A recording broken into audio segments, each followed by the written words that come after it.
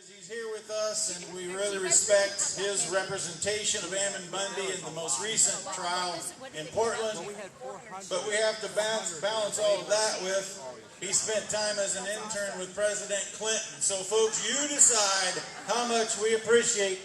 There's a white Jeep F3 out there with this light so long. If you brought a white F3 Jeep and would like for it to start when you go home, you might want to go out there.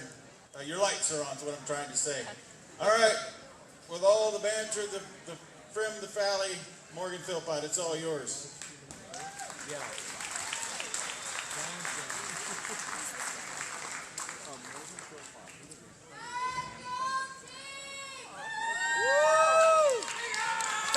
Would you bring your own fan club?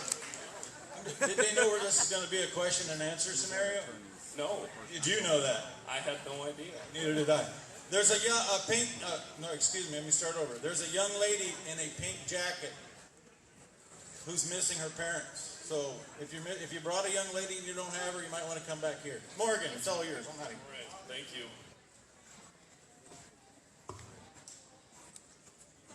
I really don't have a fan club. That is support for the political prisoners that are now over in both Oregon and Pahrump, Nevada at this point in time still. You know, to be very honest, all right, louder. Okay. Very honestly, you know what the first thing I wanted to do was when I got up here? I don't know if I can do it now because so many of you are hanging out in the back. I was going to turn around and do a selfie right here to have proof of the crowd because I read this article coming over here about how there was going to be 400 people in a 900-person occupancy building, which I thought was very typical of media coverage thus far relative to those men and women who have put their life and time on the line to bring these issues to the forefront. Right there? All right, does that help? Closer is better. I want to first remark, can you believe that we even have to be here? Think about this for a moment. Right now, the man who we have come to celebrate is dead. There are men in jail in Nevada. Now, any of you who have met those who are subject to the prosecution by the government right now, any of you who have met Jeanette Finicum or LaVoy's children, you know that there's something different about them. That LaVoy should not be dead, that his wife should not be carrying on his legacy or have to because he should be doing it. Have you met Ammon Bundy? The man should not be in jail. He should be with his children. Woo. And the fact that they are where they are right now is truly unbelievable to me. I don't care what political spectrum you come from. You have to notice there's something different about these people. And yet here we are today, trying to make the best we can of a very unfortunate circumstance. And I am grateful for the opportunity to be able to serve, to have served both the Bundy family and the Finicum family as their attorney. I'm grateful to be able to help out.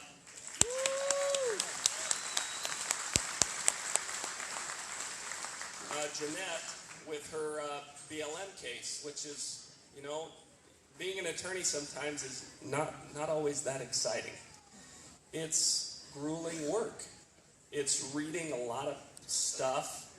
It's spending a lot of time going through very tedious discovery information and appearing day after day in a courtroom where the government doesn't want you to win and will do everything they can to make sure you don't. But fortunately, where is Jeff Banta? Where's Ken Medenbach? Are they still here tonight? That's right, not guilty. You gotta love that. Shauna Cox.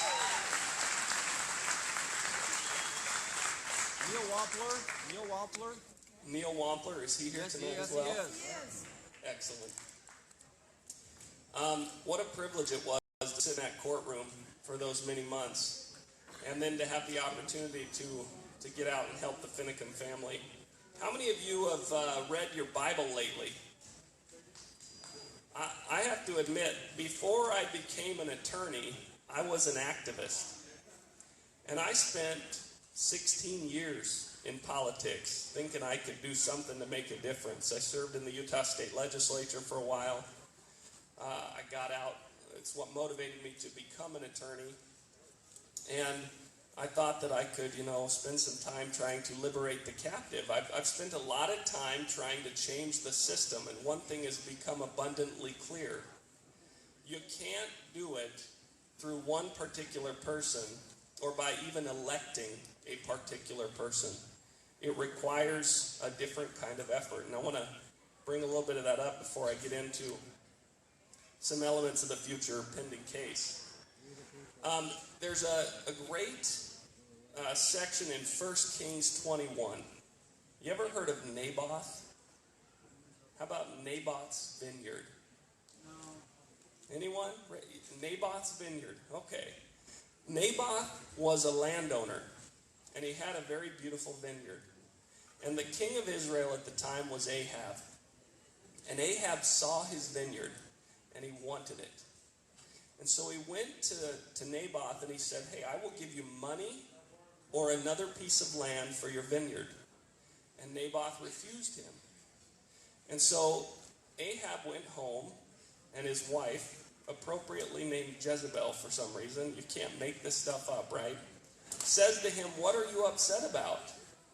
And he says, well, Naboth will not sell me his vineyard. And Jezebel says, don't worry. So Jezebel goes out and she says, bring Naboth in front of the people and send these two men to accuse him. Call him a man who blasphemes the Lord. And then they will take him and stone him to death. And they did. The two men went out. They accused Naboth. And he was taken before the people and stoned and killed. And guess who got his vineyard? Ahab got Naboth's vineyard. Now similarly, if you go over to Nehemiah, in Nehemiah you have the people of the Jews lamenting that their children are being born into bondage and into slavery, that they have no more land to call their own because their land has been mortgaged by who? Their government. And now they're paying taxes to the government in an effort to preserve their own land. Our situation today is not unique. I want to read you one more thing from 1768. This comes from a guy named Silas Downer. Now, I could replace just a couple words in here, and it would sound almost exactly like the predicament Western landowners face today, or as the government would like to call you, a permittee. We, His Majesty's subjects who live remote from the throne and are inhabitants of a new world, are here met together to dedicate the Tree of Liberty.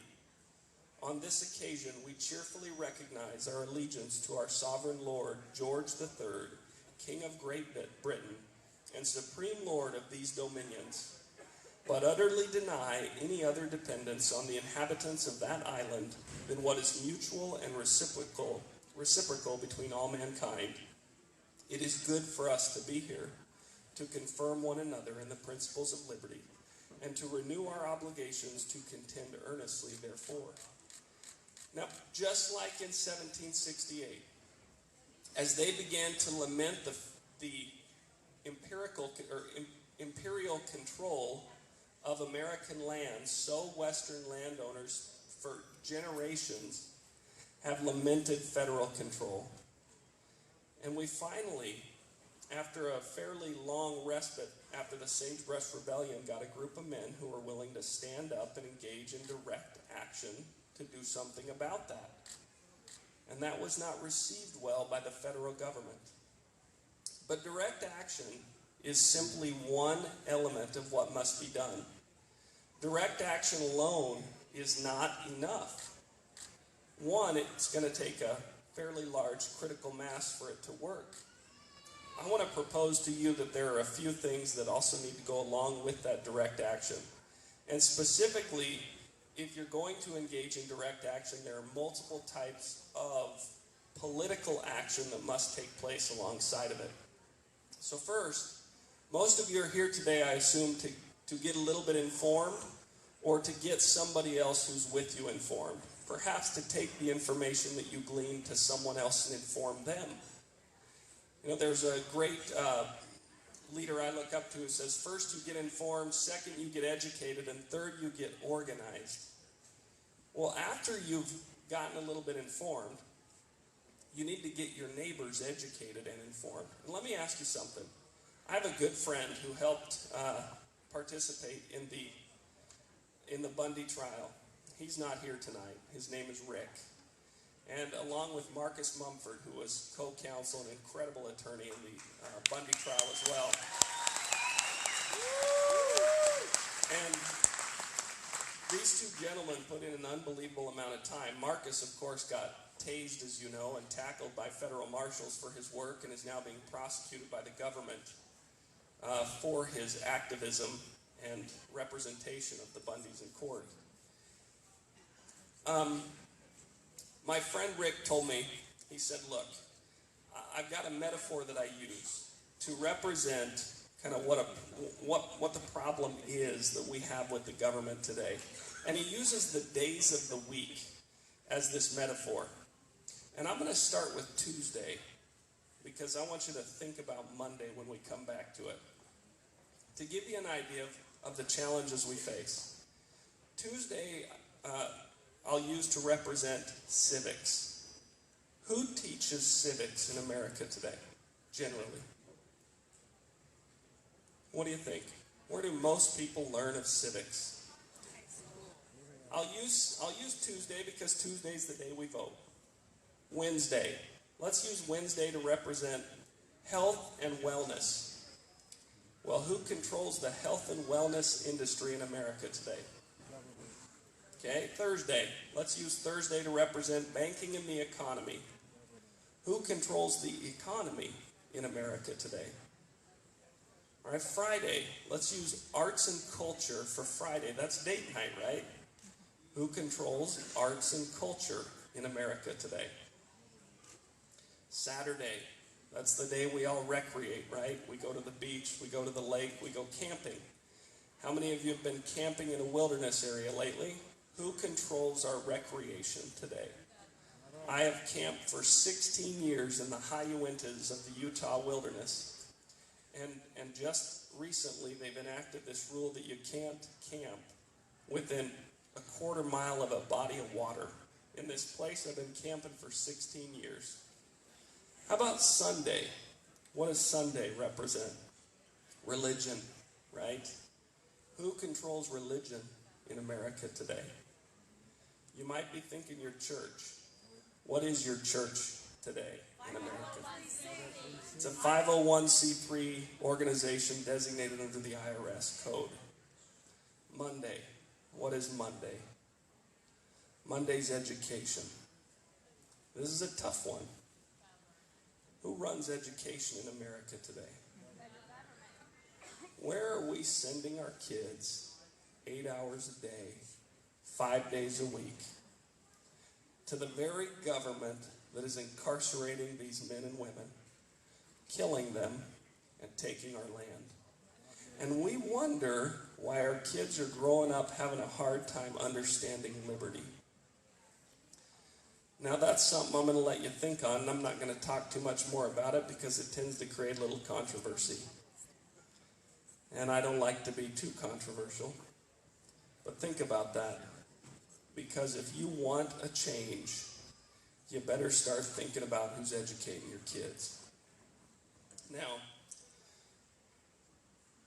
we've worked on behalf of Jeanette recently to try and help her with her situation with the BLM, because after her husband was killed and after the men who joined with him at the Mount Hill Refuge, sorry, Ken, if you're here, the Harney County Resource Center.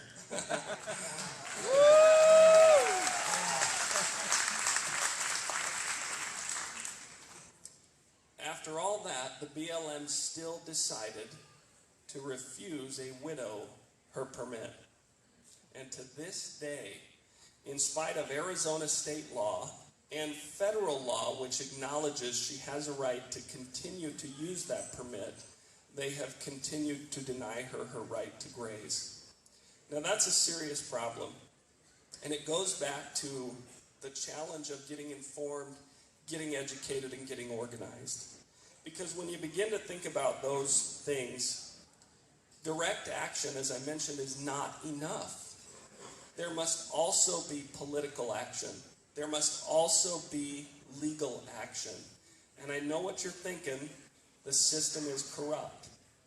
Now I want to try and draw a distinction between a corrupt system or a corrupt person and a systemically corrupt system, okay? And our justice system can be looked at a little bit as systemically corrupt. But guess what? Thank goodness for that Oregon jury, because it found those men in that first trial not guilty.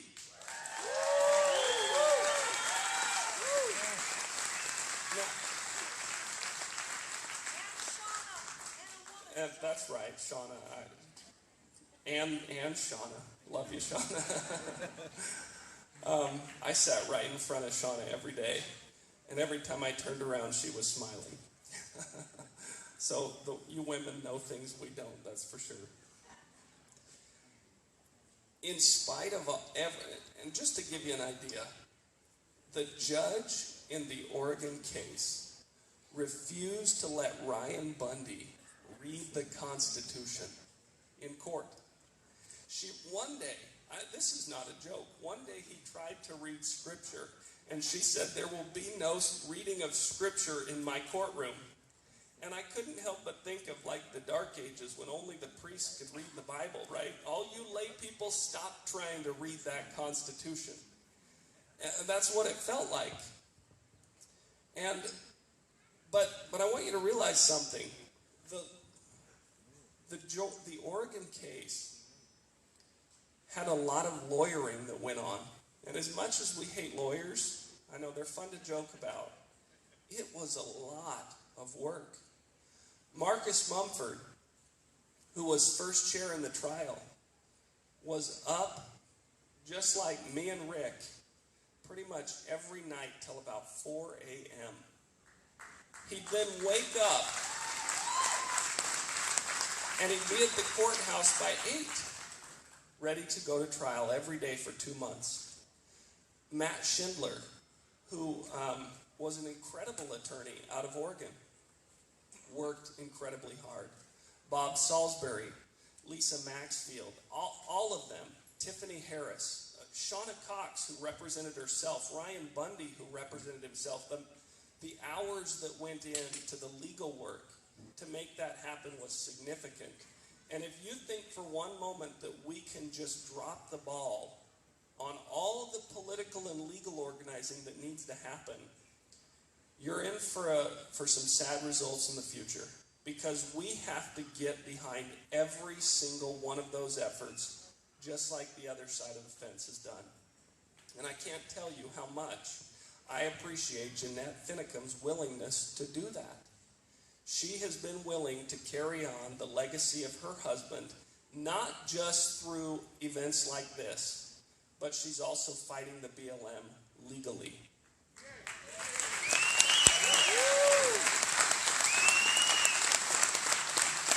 Now, I need to end because KrisAnne Hall's a better speaker than I am, and she should be up here. And so should the Finicum family, because I know that's who you really want to hear from. Let me give you one more challenge. How many of you remember what Senator Wyden said? Yeah. They needed to stop the virus from spreading. And that was said prior to them coming here to to John Day, Oregon. Not only that, but Governor Brown had an assistant within her office, and they did an information dump after the death of LaVoy. And in that, we found emails from her staff saying that they should stop them at the exact place that they did. That was Governor Brown's office. Because they wanted to stop the virus from spreading. Now, what she doesn't realize is you're not the virus. You're the cure.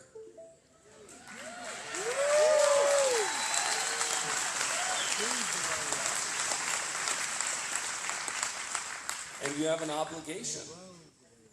You have an obligation. The cure was meant to come here 1 year ago. And you need to take it everywhere from here. That is your obligation. To spread the cure, which is liberty, right? An individual liberty at that, to the rest of this county, until those people who made that comment and forced that stop no longer hold office in this state.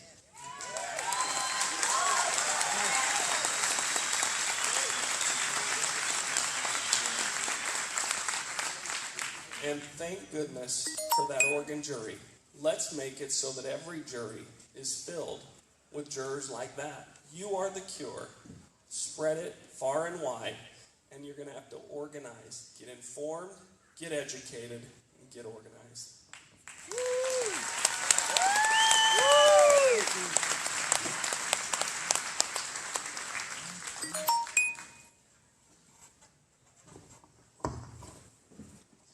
Well, I guess I'm the one. Maggie, could I have you come and help me, please? Dad said it's okay. I guess I'm the one that has to eat my words. We found two good attorneys. Thank you, Morgan Philpott. I appreciate it. We found the cure. It's right here.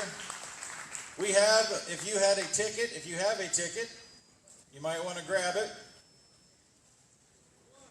Because you could be wearing, I got my own Vanna White. What do you think of that? Forget that. Forget Vanna White. I got Taratini. You don't need Vanna White. Oh, now what'd you do? You pulled two? Disqualified. All right. 363526. Come on down and get your cap. All right. No, she's drawing. What's next? A book. 363499. 363499. Oh, here she comes. All right.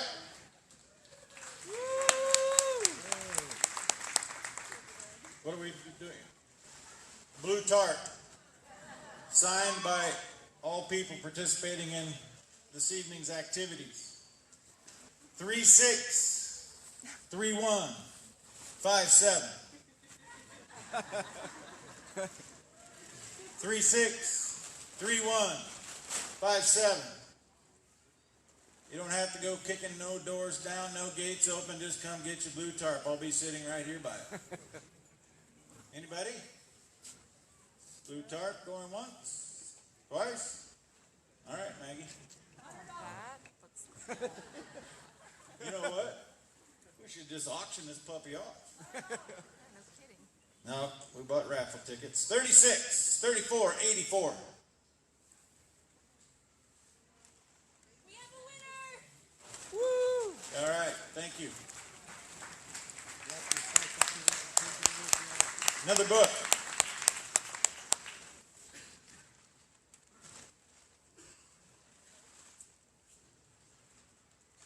Three 3250. 3250 for your book.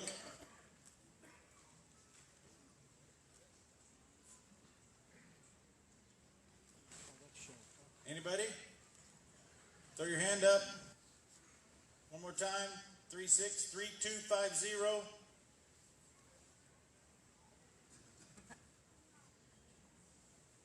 363538. 3538. There we go. Excellent.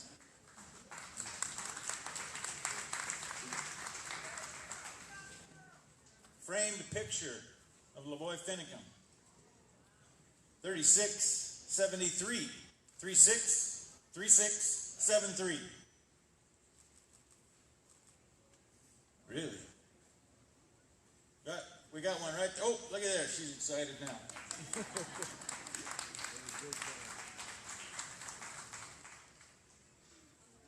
Another framed picture of LaVoy on the range. Last four numbers, 3475. That's the kind of excitement I expect to see right there. That's an A for the day. Another blue tarp.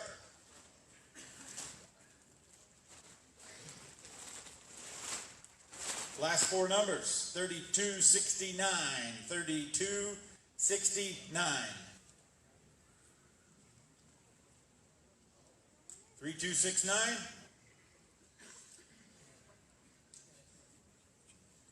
Just dawned on me, I got a ticket in my pocket.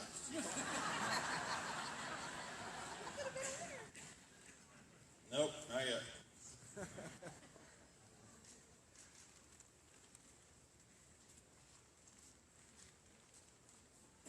$3729. Right here, we got a winner. All right, one picture left.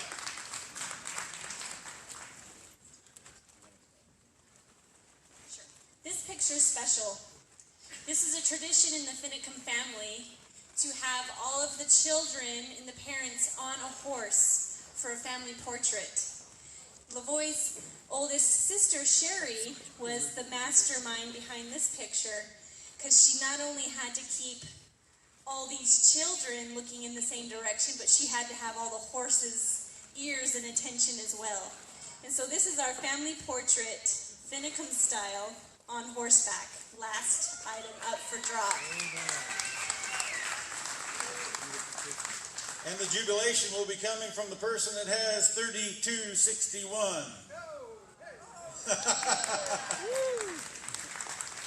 All right. Thank you, one and all. Pick up my mess.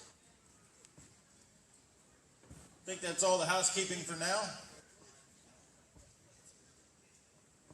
Gentlemen, we, as ranchers, business owners, fathers, whatever the case may be, like to talk about the cowboy way and the things that we do. But the truth of the matter is, rural America would not be what it is without the pillars of every family from coast to coast, including my family with my mother and my wife's mother. It is the women of the farm and ranch families that have made us the great nation in the world when it comes to remaining rooted in what's important. And I know of no better poster child for all of that than the role model I'm about to bring up to here, Jeanette Finicum. Please give her your appreciation.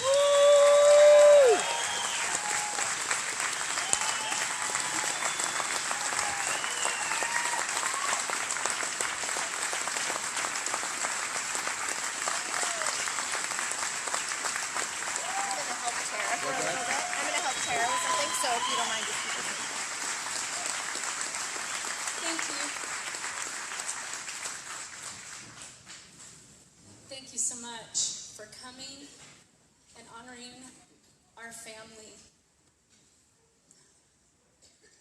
You know, this past year has been a very difficult one for all of us.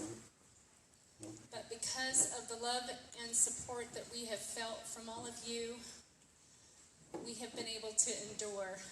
And I have to thank you so very much for all that you have done for us in all the various ways that you have.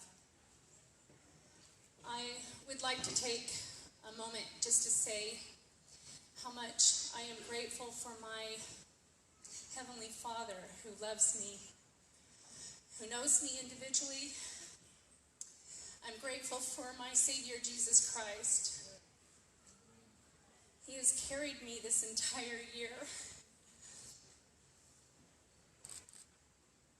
He has comforted me, and he has buoyed me up and carried me when I needed it. I am grateful for my faith in God. I'm grateful for my faith in my Savior. I'm grateful for the plan of salvation, for the plan of happiness in our faith that we call it, because it tells me, it reminds me that I will see and be with my husband again for all time and for all eternity. And because I know that, I have peace. Because I know that, I can be happy. Because I know that, I can keep moving.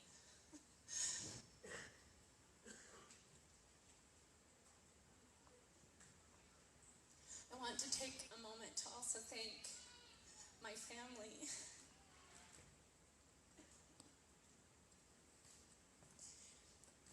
For my in-laws who surprised me coming tonight.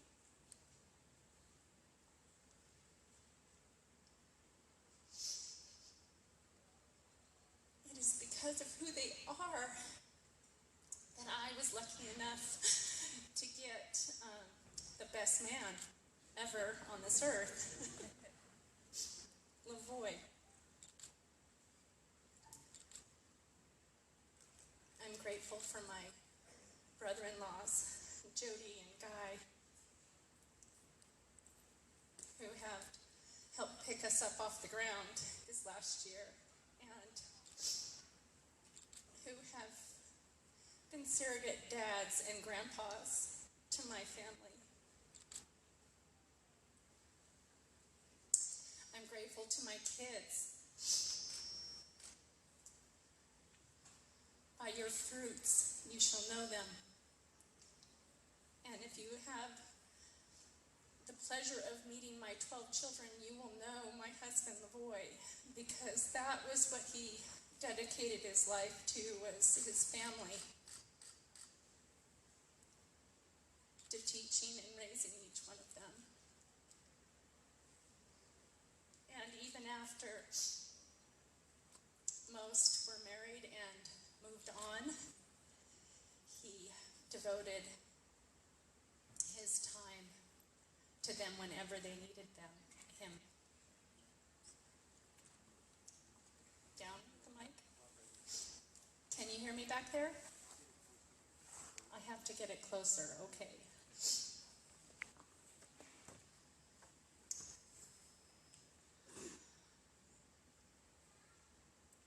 I have watched my children step up to the plate. I've watched them in their own way, and each of them have special talents, and they've been able to go and share it with you all across the country. You know, there's that, I often say that they silenced one man's voice, but in doing so, they created 13 more very loud voices.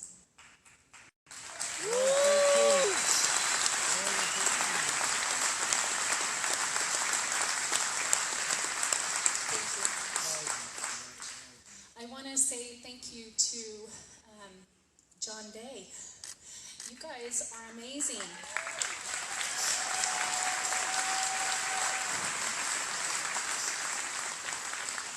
I have had the pleasure, my kids and I have had the pleasure to meet with Elaine and her husband and the committee that has helped us put this together. Please give them a round of applause. Dave and Tad and all of the other members of that committee, thank you so much.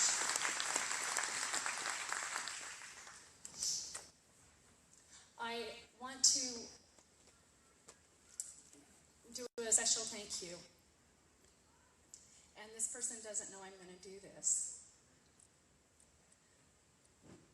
But this young boy has followed our family all year.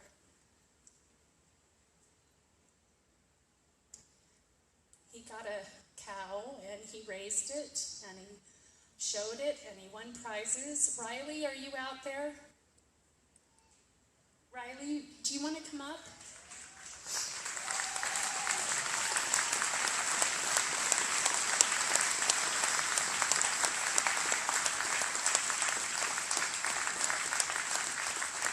This little boy is the sweetest little boy. Come on up, Riley.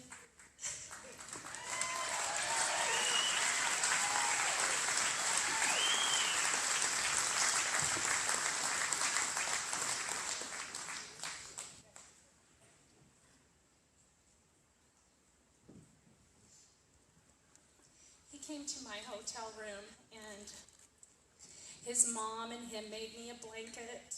He picked out some beautiful little things. He's been sending me things all year long. He sends me little notes and pictures of all the things that he's doing in school. The cow that he raised, you called it LaVoy, right? Yeah. He was in the newspaper for raising this cow. And then he brought me a picture this time with him and that LaVoy cow. And so I have a picture for him of LaVoy with the first cow that he branded. And I wanted you to have that. Woo! Thank you, Riley. Do this for you, young man.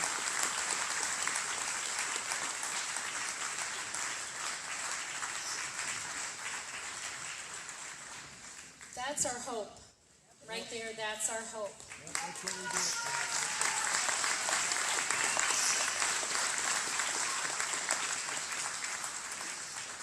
I also wanted to give a great big huge shout out to all of our speakers tonight, and don't forget we still have KrisAnne Hall. So thank you to Morgan and to Bill and to Garrett and to Kate and to Chris. And I know I have forgotten somebody. Yes, and Trent. Hasn't he been great?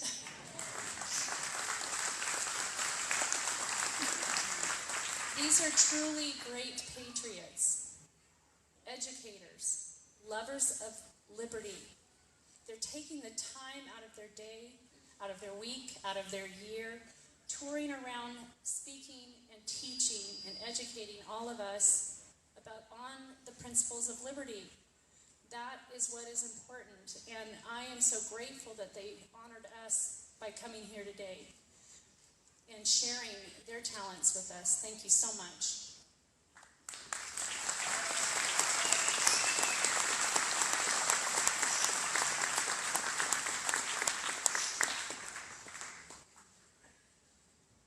I would like to talk about the wonderful outcome of the trial, about Oregon's Federal District Court jury finding all the defendants in the first trial not guilty of all charges.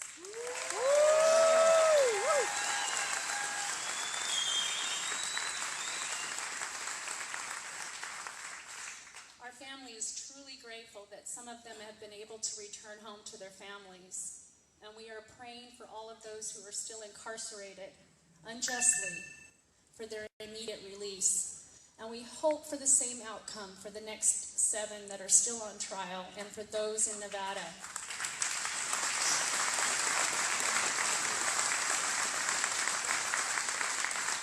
The courts here in Oregon first tried those who they considered were the leaders. LaVoy being the media spokesman for the group. If his right to life, due process, and a fair trial would not have been taken from him, he too would have been tried in a group of leaders, and he too would have been able to return home, acquitted of all charges, returned home a free man. Woo! LaVoy's inalienable right to life was robbed from him merely for doing that which our nation's rule of law safeguards for its citizens, which is the right to peacefully assemble and petition the government for a redress of grievances. He was not afforded due process. That is unacceptable.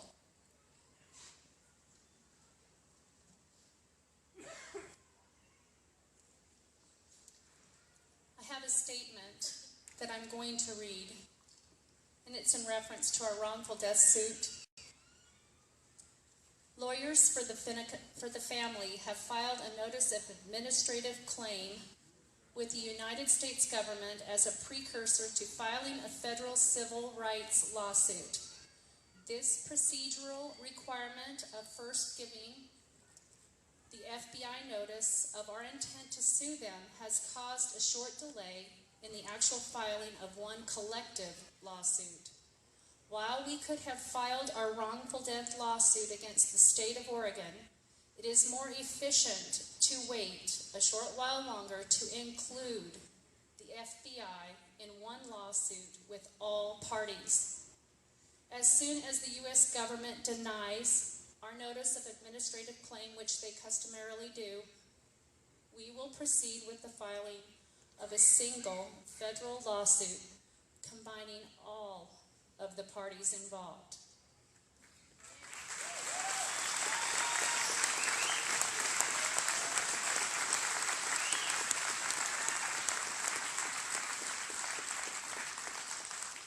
I hope that this statement that my lawyers have prepared and Morgan's update about the BLM issue helps to answer some of the questions that you may have for our family in this process. It is a long road, but it is the road that we, our family, is prepared to make. We will continue, and we thank you for the support that you offer us in that journey. This is awkward holding these mics right here. I hope that you guys can still hear me. I wanted to talk a little bit about who my husband was, and most of you have gotten to know him through the videos, or you knew him in person.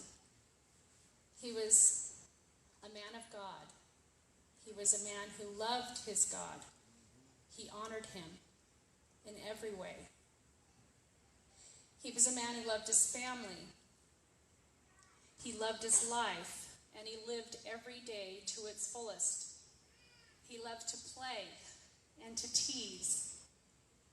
He loved to work hard. He spent years loving and teaching disadvantaged young teenage boys. He loved his neighbor, and he gave freely of what he had. I watched him do that hundreds of times.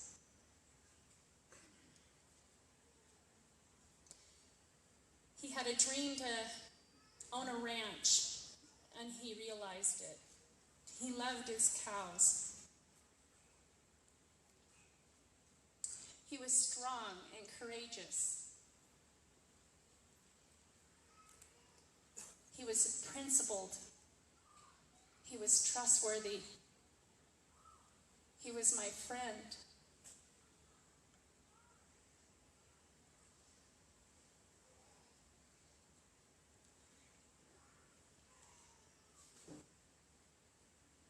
He loved his freedom, his agency,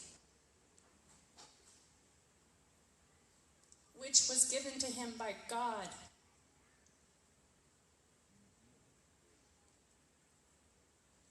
He loved living in America, and he knew he was blessed to be here.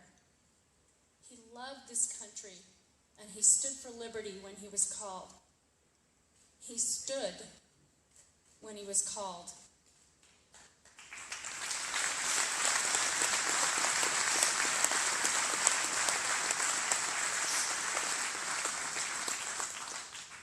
A lot of people ask, why did he come to Oregon?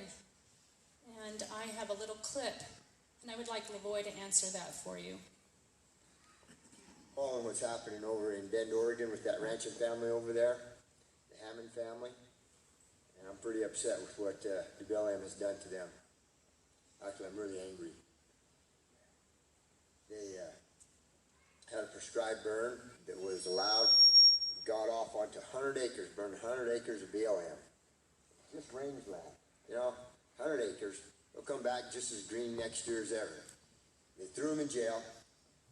They fined tremendous amount of fines. And now it looks like they're facing 5 more years in prison. These are real lives. These are real people. By dang, I'm angry about it. America, how long are we going to put up with this type of stuff? You know, it's time to stop. You know, here in this area, BLM's good to the ranchers here. They don't have a problem here out on the strip. Some good, decent people there. But the question is, then, are they doing good? The question is, should they have the power to do good? If they've got the power to do good, they got the power to do bad. If they got the power to help, they have the power to destroy. They shouldn't have the power, period. Because look what they're doing over to that family, the Hammond family. It's outrageous. And I'm pretty dang angry about it. I'd like to use a lot stronger language, but my daughters and my wife will probably watch this, my mom, and so I'll refrain.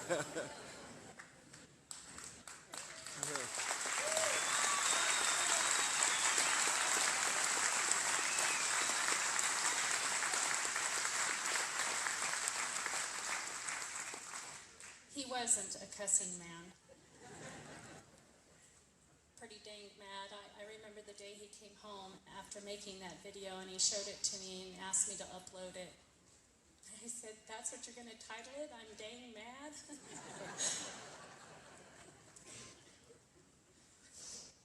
If they have the power to do good, they have the power to do bad, they shouldn't have the power to begin with. Amen. Woo.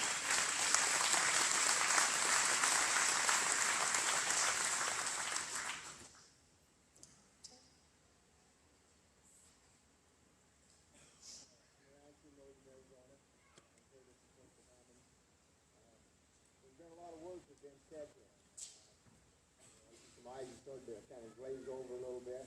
Maybe I can bring it down to a little more emotional level or a human level. Each one of you here today are important. Individually, each one of you are important. Not collectively, we're talking about you as an individual, as a human being. The Hammond family are human beings. They're individuals. They have loved ones. They have children, grandchildren. You know, this is real. This affects real lives. And so that's why we're here today. And if our federal government would have abided by the Constitution, the supreme law of the land, we would have never have gotten here. And so let me just kind of come to a simple level of why this is so bad at the federal level. Our founding fathers had escaped from tyranny. They believed in freedom. And so when they set up our government, they separated the powers, didn't they? And we all know what they are: executive, legislative, and judicial branches. We know those 3 branches of power. Well, what has happened to 1/3 of our land mass? You know the federal government owns and controls 1/3 of this nation. Let me put that in perspective. You need to put in the country of Germany, and put in France, Spain, Portugal, Italy, and better throw in Great Britain too. And then you're getting about the same land mass as what the federal government says that they own and control. And they say they have complete legislative power whatsoever. They have taken it to the Supreme Court. The Supreme Court has upheld it. Yes, they have complete power whatsoever over 1/3 of this nation. Now, let me explain it simply as I can, as I try to stumble over my words here, is that for myself as a rancher, my ranch is in northern Arizona, a bureaucrat behind the desk can write a statute regarding me, my ranch.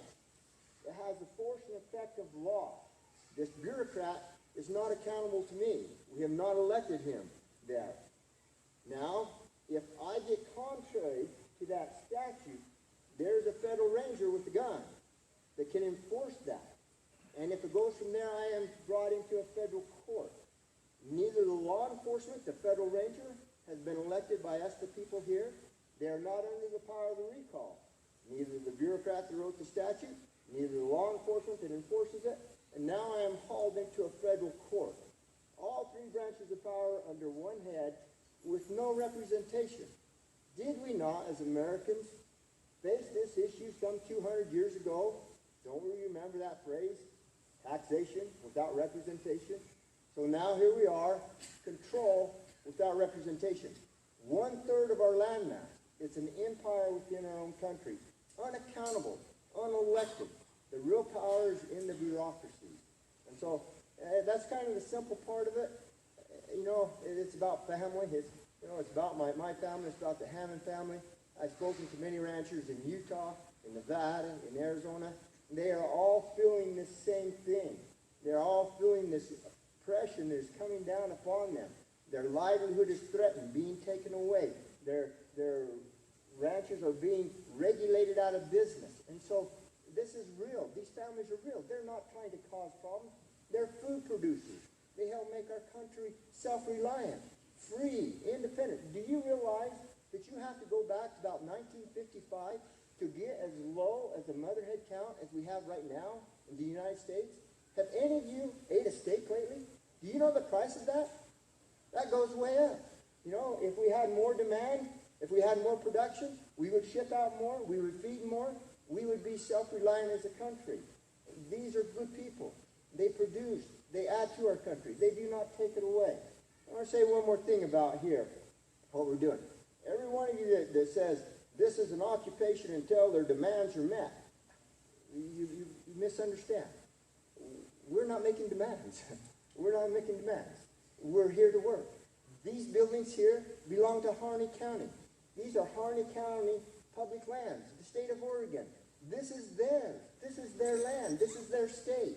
It's theirs. And so we've come here to work.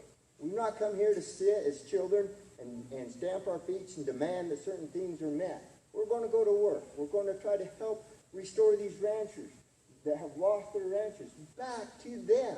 We're going to legally go to the records. We're going to search out these ranchers. Over 100 ranchers have lost their ranches here in this very area, in this very county, have been pushed off. We would like to see them return to their ranches, ranch again, log again, live again as free people. And so we're here to try to help that happen. We're going to go to work. We're not going to just sit down here and twiddle our thumbs. We've got a lot to do, and I appreciate you being here. I'm just a simple hick, and doing the best I can. And I love this country. I love my kids. I love my wife. I love my family. And if we lose freedom, what shall they do? I want my children to experience real freedom. Breathe free out. And thank you.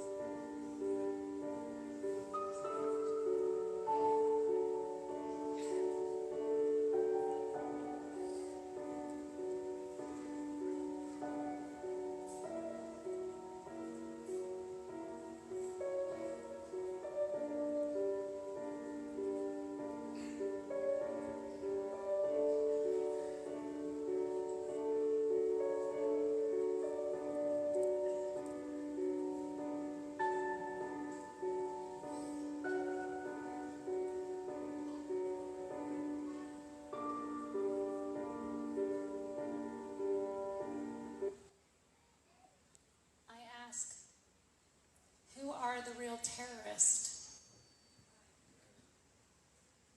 Those men at Malheur were peacefully demonstrating and exercising their First Amendment right to speak and peacefully assemble and demonstrate. They weren't tearing up, burning down, damaging property. They were not hurting anyone physically. They were not threatening.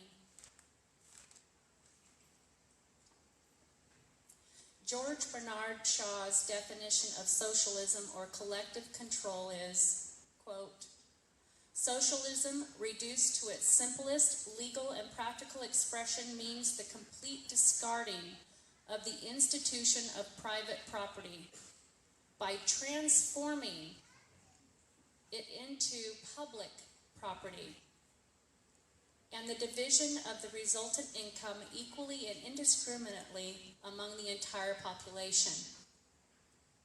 Isn't that what we are watching here today in America? Are we not living witnesses to this taking place right here in the West? They are transforming our private property into public property.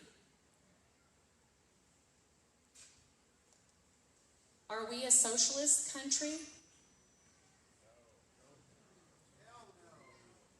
We are becoming one. We must continue to stand. We must continue to fight against the theft of this property in this nation. We must stand.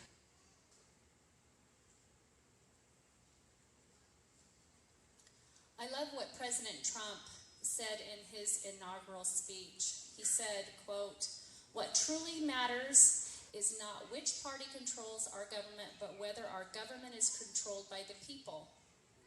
January 20th, 2017 will be remembered as the day the people became the rulers of this nation again. End quote. It gives me hope. Doesn't that give you hope? Securing the rights and freedoms of the individual citizen is the most important function of the government, not securing more government. A French political economist, Frédéric Basset, said, "Life, liberty, and property do not exist because men have made laws. On the contrary, it is the fact that life, liberty, and property existed beforehand that caused man to make laws in the first place." Thomas Jefferson asked, "Can the liberties of a nation be thought secure when we have removed their only firm basis, a conviction in the minds of the people that these liberties are a gift of God?" Have we forgotten that? Rights are either God-given as part of the divine plan, or they are granted by government as part of a political plan. And so I ask, which is it? One of LaVoy's favorite people, President Ezra Taft Benson, said, quote, "The fight for freedom is God's fight. When a man stands for freedom, he stands with God. As long as he stands for freedom, he stands with God. And were he to stand alone, he would still stand with God. I testify that the God of heaven sent some of his choicest spirits to lay the foundation of this government, and he has sent other choice spirits, even you who read or hear my words today, to preserve it." End quote.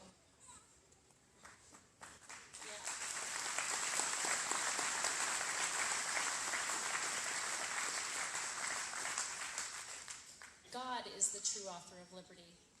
God has given us our agency. God has provided this freedom here on this earth. We as a people need to remember that. We need to go back to our roots and recognize who the true author of liberty is. Are we willing? Are we able? Are we ready to help restore and preserve this God-given land and what God has given us? Many have asked, what can I do to help? There is so much to be done everywhere, right? But are we willing? Are we ready? I wasn't. I wasn't ready. When LaVoy was murdered, I was not ready to make this stand. I wasn't ready to be standing here. I had not prepared for what I am doing now. But I am now.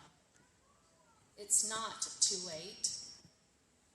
I may not retain everything as well as I could if I was young.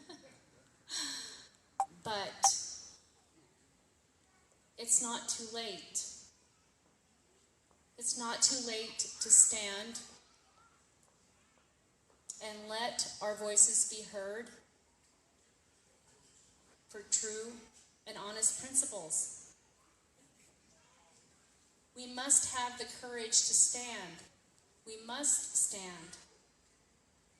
We must stand even if it's difficult, even if we're accused of being politically incorrect. Press forward. Ignore that garbage. Press forward.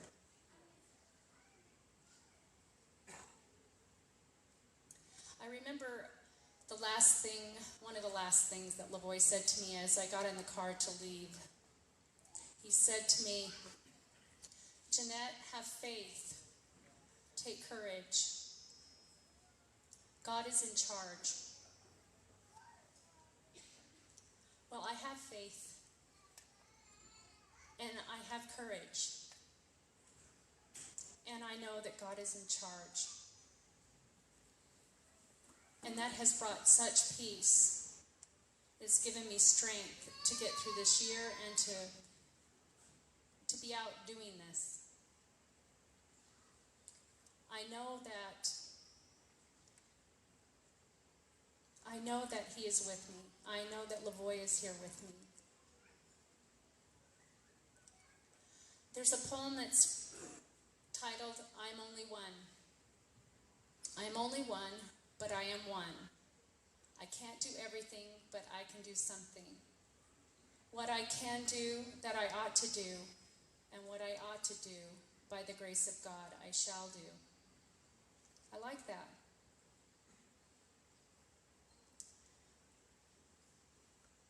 I know that each of you can also get involved in your own sphere, in your own community, whether it's a school board or a city council, in your church, doing charity work. There is much to be done everywhere. And we are all different and diverse. We all have unique talents that God has given us to share. And so I encourage you, I implore you to get involved in this process of having our liberties restored. Our family, months ago, got together to create a family mission statement. You know, things were coming at us so fast. We didn't want to get sidetracked with what we wanted to accomplish as a family. And so we took the time to sit down as a collective group and decide where we wanted to go and what we wanted to do. And our mission statement reads as follows. We, the Finicum family, seek to better understand, maintain, and defend our God-given rights to further our eternal happiness. Will virtually let our voices be heard, educating on the principles of the Constitution, and our testimonies be seen for personal property rights, liberty and freedom, and one that has become ever more dear to us, the importance of life.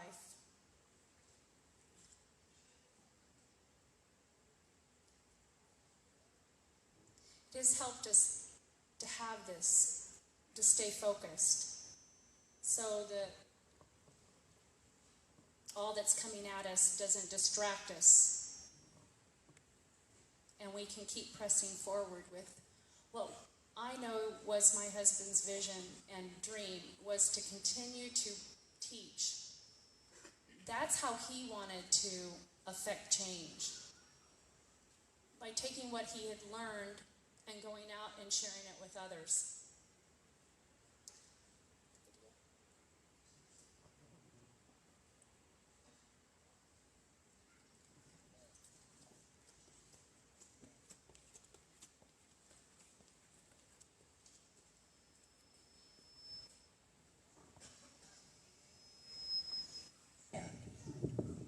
night is far spent.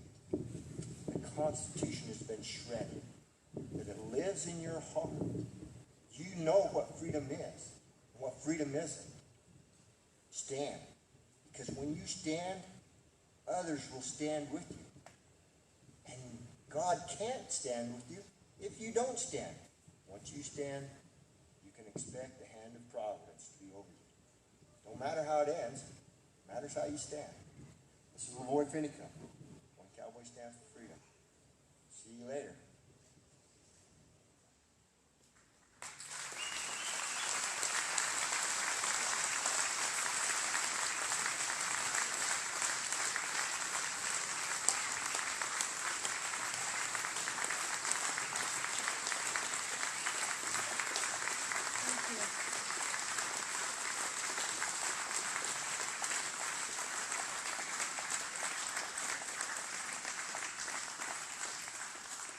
I'm so glad to see you all standing. So continue to stand, continue to be involved, continue to do the work, because we can't do it alone. We have to do it together. One man can make a difference. He did make a difference.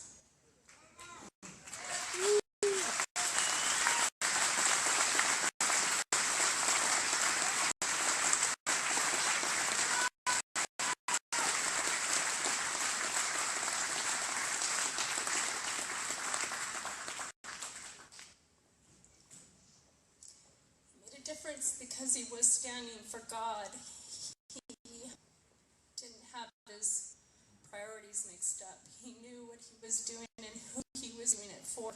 He was not doing it for fortune and fame.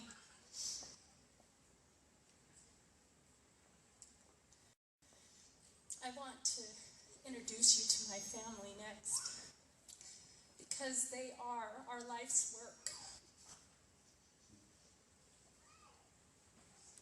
They are what I'm most proud of outside of my husband.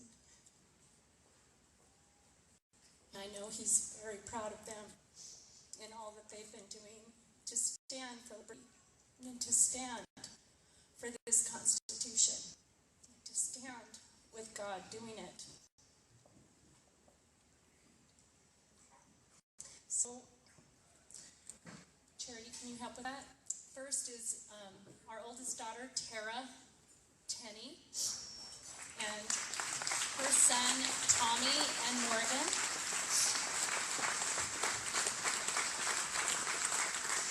And the next picture is a picture of I'm sorry. Tara is married with 2 other children. That's why there were 4 boys in that first picture and a husband. The second picture is of our next daughter, Tiara Bell Collier, and she is not here because she just had that darling little baby there. She's about a week and a half old.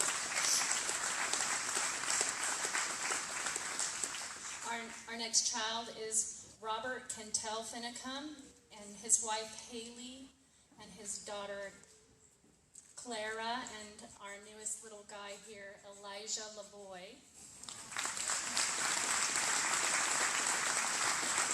Our next daughter is Nojoni Tawny Hawk Crane. How do you love that name? Isn't that a wonderful name? Nojoni Tawny Hawk, and she's married with 4 little kids. Here's her newest one, Sophia Jeanette. Isn't that sweet?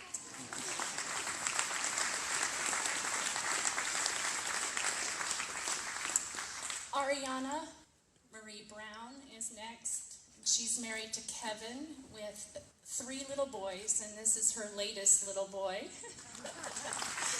Yes, I'm sorry, Zane LaVoy. This is a test for Grandma, right? I'm supposed to remember all the names. Okay, I know. Our next daughter is Brittany Marie Beck, and her husband Levi is here. He's manning the booth back there. Wonderful man. And little Peyton in the picture, and our little granddaughter Liberty. Isn't that fitting? Our next child is Mitch, and thank you, Brittany. Mitch. He's such a wonderful boy. I am so grateful to have him in our family. He is serving in Colorado for the Army, so that is why he's not here today.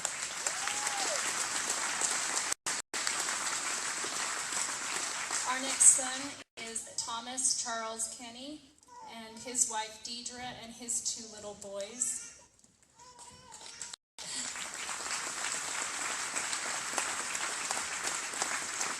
Kelli Finicum Finch, with all 4 of her little kids there, and her husband Spencer. I don't know if you can still see him. Come on over.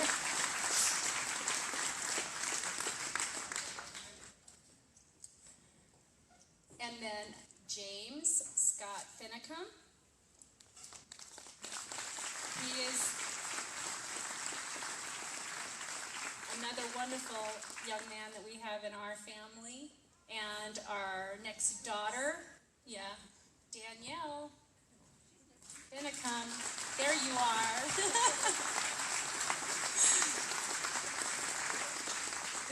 This is Danielle.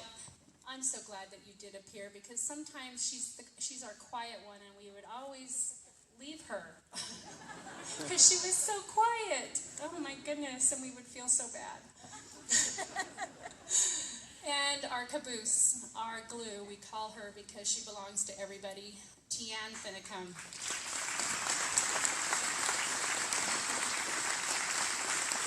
This is our family. And from our family to you, we want to say that we love you and we thank you for coming.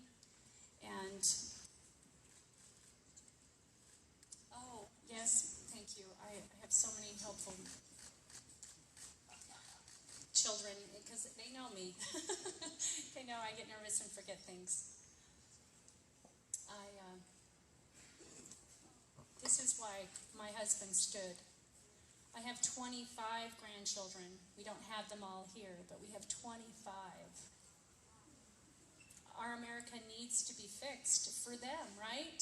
I see a lot of grandparents here.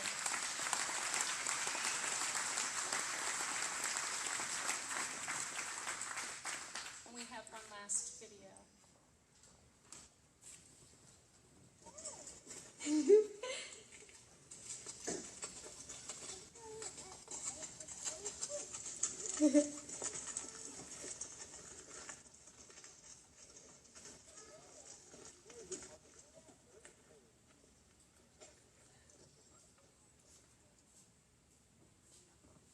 Wasn't that beautiful?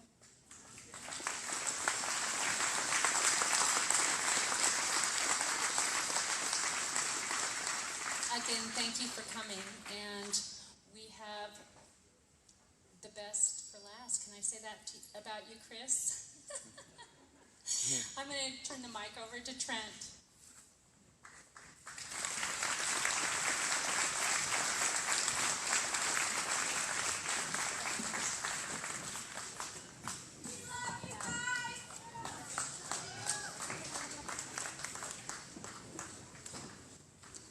Once again, the Finicum family, ladies and gentlemen, please give your appreciation.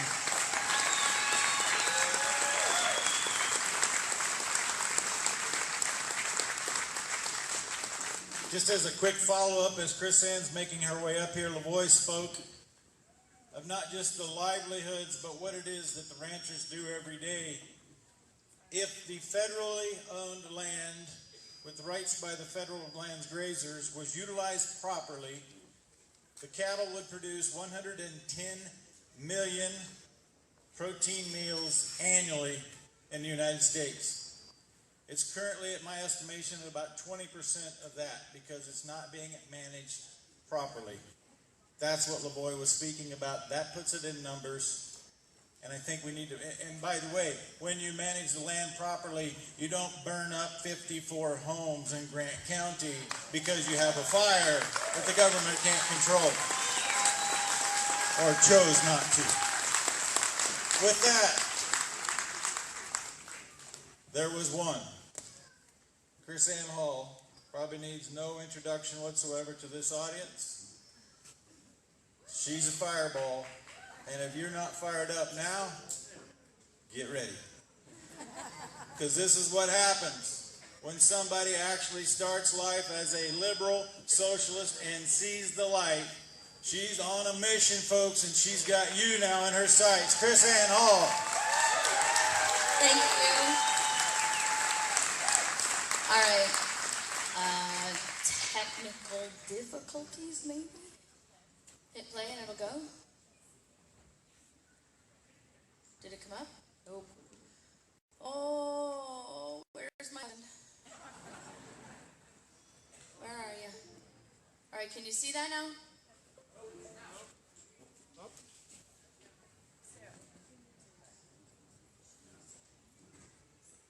Okay.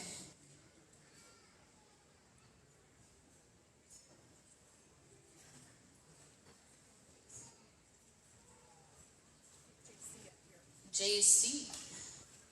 Display settings. Yeah.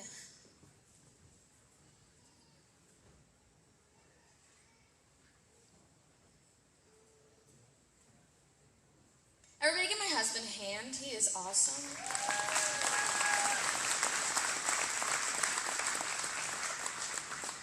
No, yeah, that's the wrong one. That's the one down there. Here.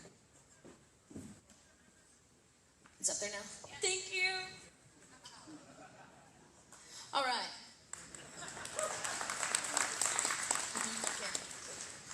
Okay, so when Jeanette asked me to come here today, and I found out that she wanted me to actually teach a class, I want to tell you I really didn't know if I didn't feel like that was appropriate. I felt like this is a time where we're supposed to honor LaVoy and we're supposed to sort of invigorate everybody and get them excited about what the future is to hold, and everybody should be motivated to get out there and stand, right? And I kept thinking, wow, standing up and teaching a class, that's going to be like a major buzzkill. And I kept thinking, you know what? I don't know any better way to portray who LaVoy was than to teach a class. So I'm what I call an original text historian. What I teach you comes not from my opinion or from my interpretation, but from the history and the facts itself. And so I want to present to you why I'm here today from the original source.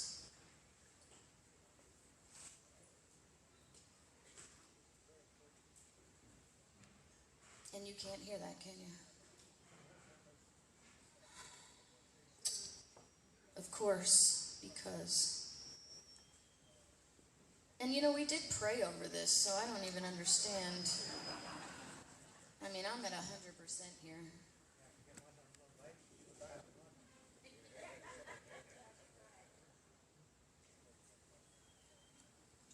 It's all the way.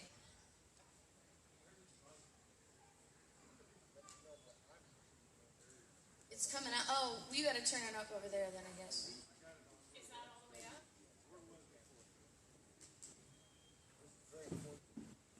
All right, here's what we're going to do.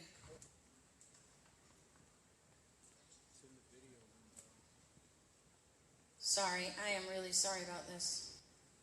This is why I hate using videos. Just put the mic up to the speaker. You're going to try again? We actually tested this out, so there's no reason why this shouldn't be working.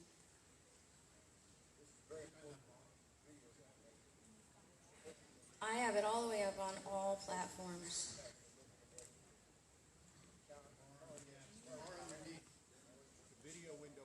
Yeah, no, I got that too. So right here, it's all the way up.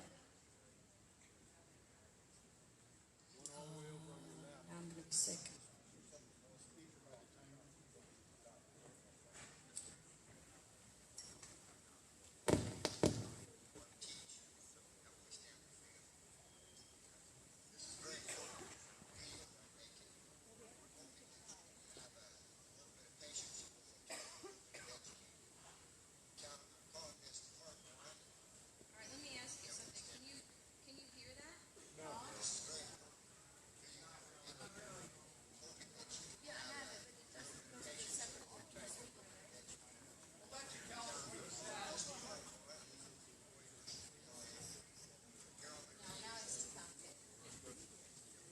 right, so here we're just going to go. Chris, we have an IT tech from Oklahoma here. All right, whatever. Robert Giles. Maybe she can... He?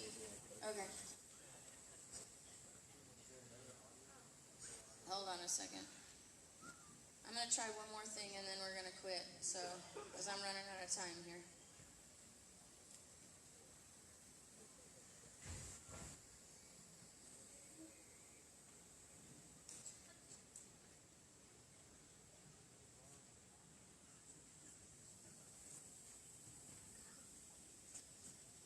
Give me this. No, it's too late for that. We're not going through all of this. This is. How many of you believe that the devil owns the power? Is the prince of the power of the air? Okay. So now we have selected. You see, I have selected the headphones section.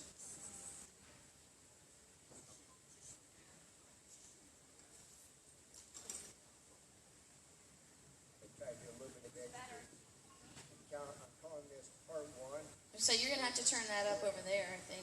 You're on my ranch. Beautiful out there.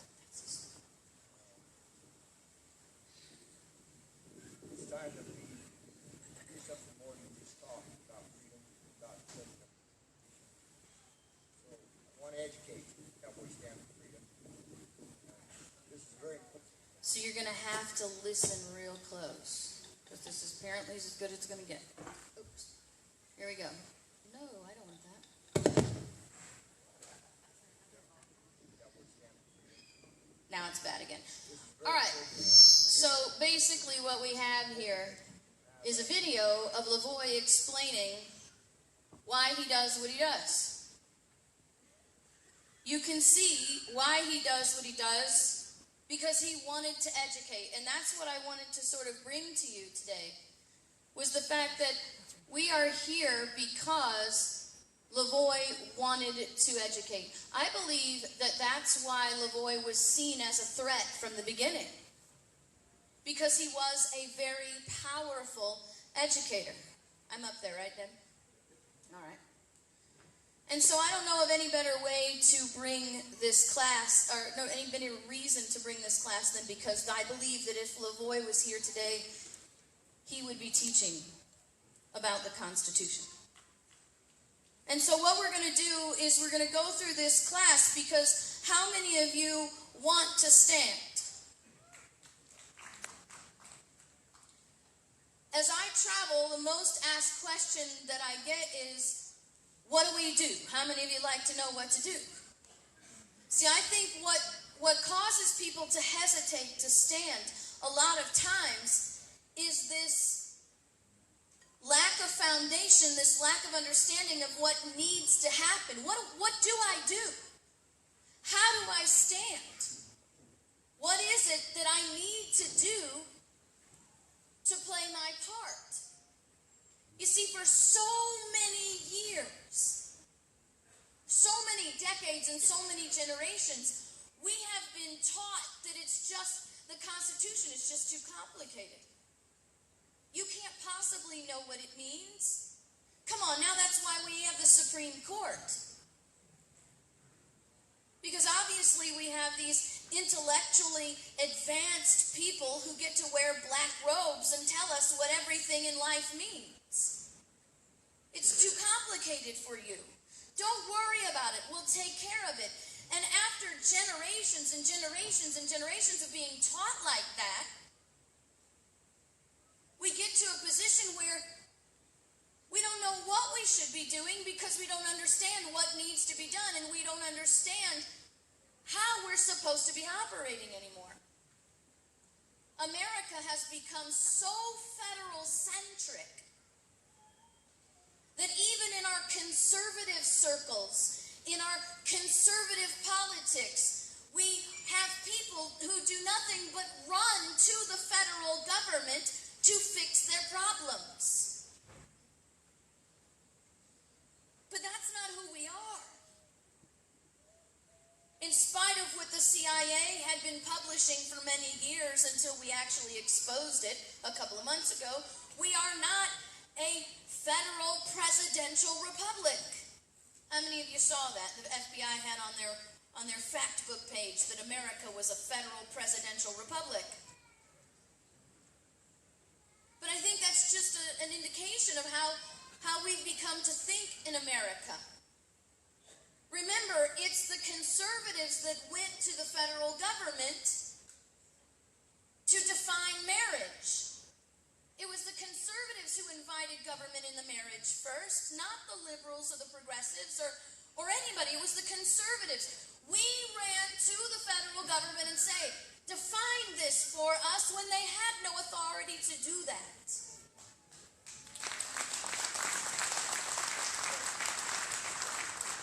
But what we forgot, because we don't teach the proper history anymore, we don't teach who we are anymore, we forgot that the power given to one administration remains in the next. And you never know in the next one if they're going to believe what you believe now.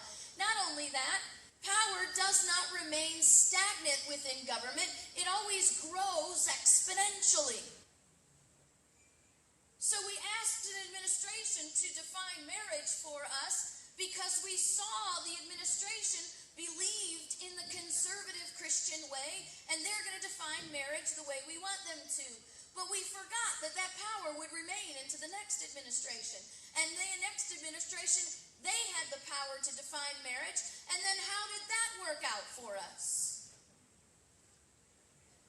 But then not only that, forgetting that power expands exponentially always in government, we asked the government to define marriage. Now they're not just defining marriages, they're defining bathrooms, they're defining wedding cakes, they're defining photography. You see, that's why we were created as a constitutional republic. So that the people would know the boundaries of government. See, the Constitution wasn't just a limitation on the government. It was to be a reminder to the people of the barriers of government, so we didn't invite them out.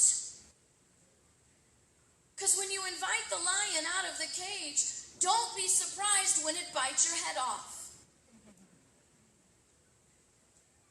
In one of the clips that I had made in this video, LaVoy says, I'm not anti-government. They keep me calling me anti-government. I am not anti-government.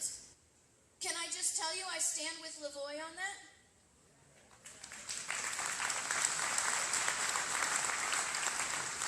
In spite of being on the Southern Poverty Law Center's list 2 years in a row as an anti-government extremist group, I am not anti-government. I am anti-lawless government.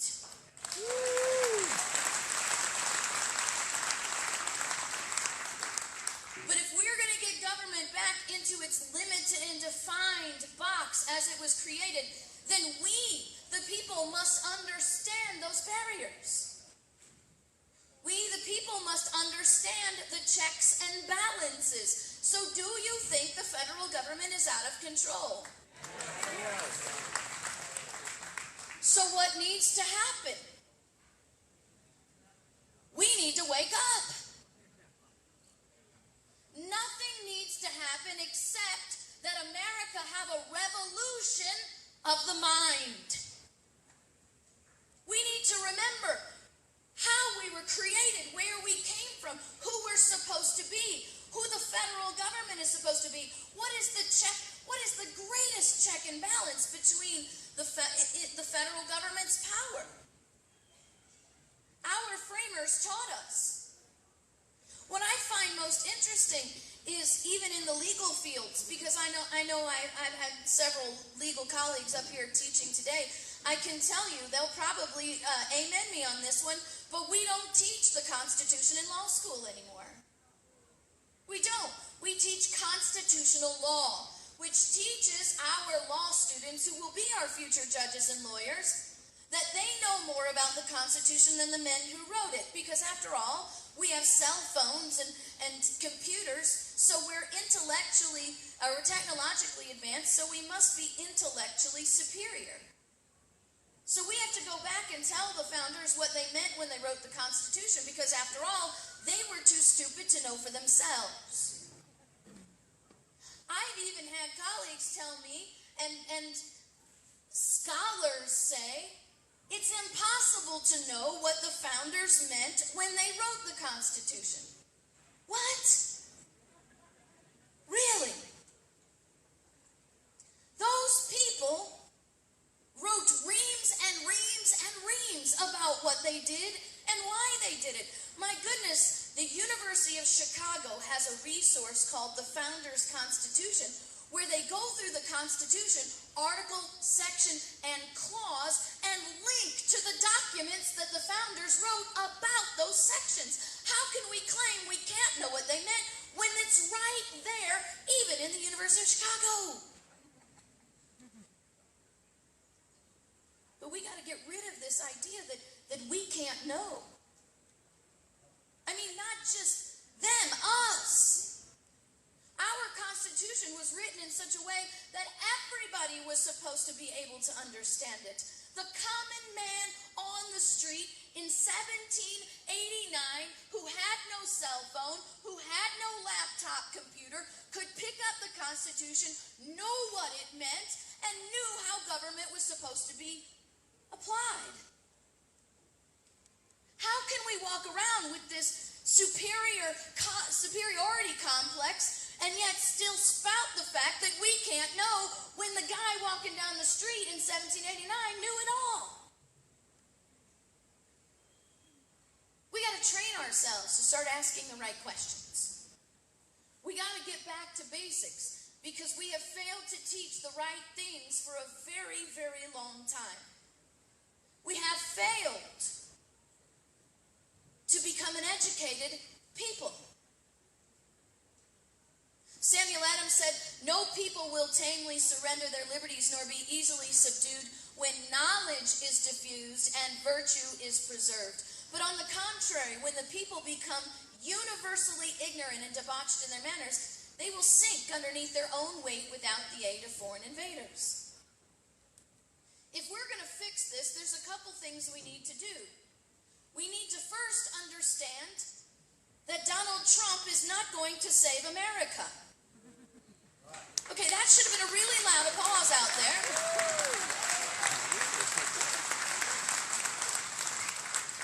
We need to understand that the office of the president is a very limited office in power, and the power to run America does not rest in the executive branch.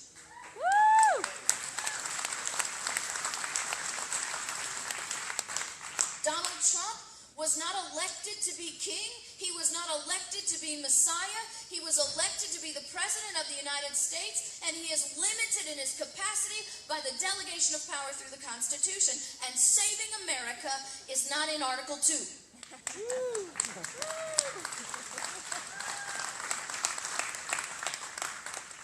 We need to understand that although we've been in the habit over the last 8 years of pointing fingers at the President of the United States, 99.9% of the problems in America did not come from Obama. They came from our conservative Republican House of Representatives.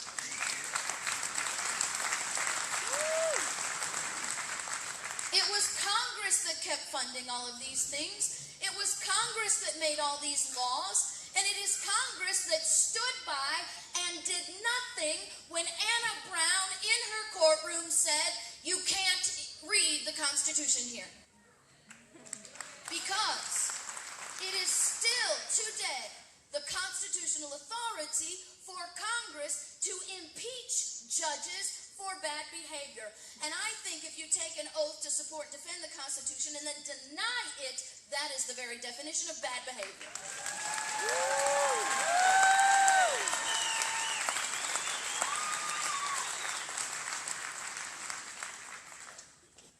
We got to understand that the judiciary was established to be the least power in federal government, not the greatest. The Constitution does not delegate to the Supreme Court the authority to be the ultimate arbiters of what is constitutional and what is not. That is a power they invented and created on their own and bestowed upon themselves.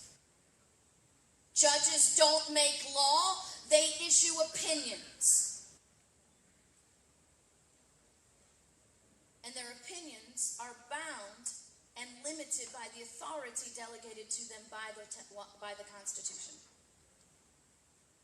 We've got to stop looking at them as if they are an oligarchy of kings and queens. Because we threw off kings a whole long time ago.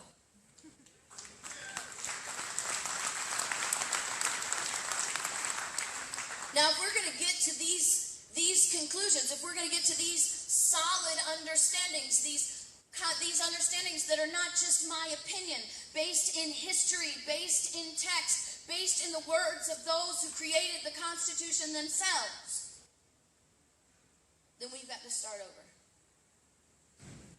We've got to start building a proper foundation so we know, so we can have that boldness. Do you know why LaVoy had that boldness? Because he knew how it was supposed to work. And nobody could rattle him because he was on a firm foundation. I want every single person in this room, in the few minutes that I have with you this evening, to get a feeling of that firm foundation. A feeling that will give you that boldness, because if we're going to leave here different than we came in, we have to know what we need to do, and we have to be confident in that. It's not just enough to sit here. It's not just enough to come and show your support. It is only enough when you stand.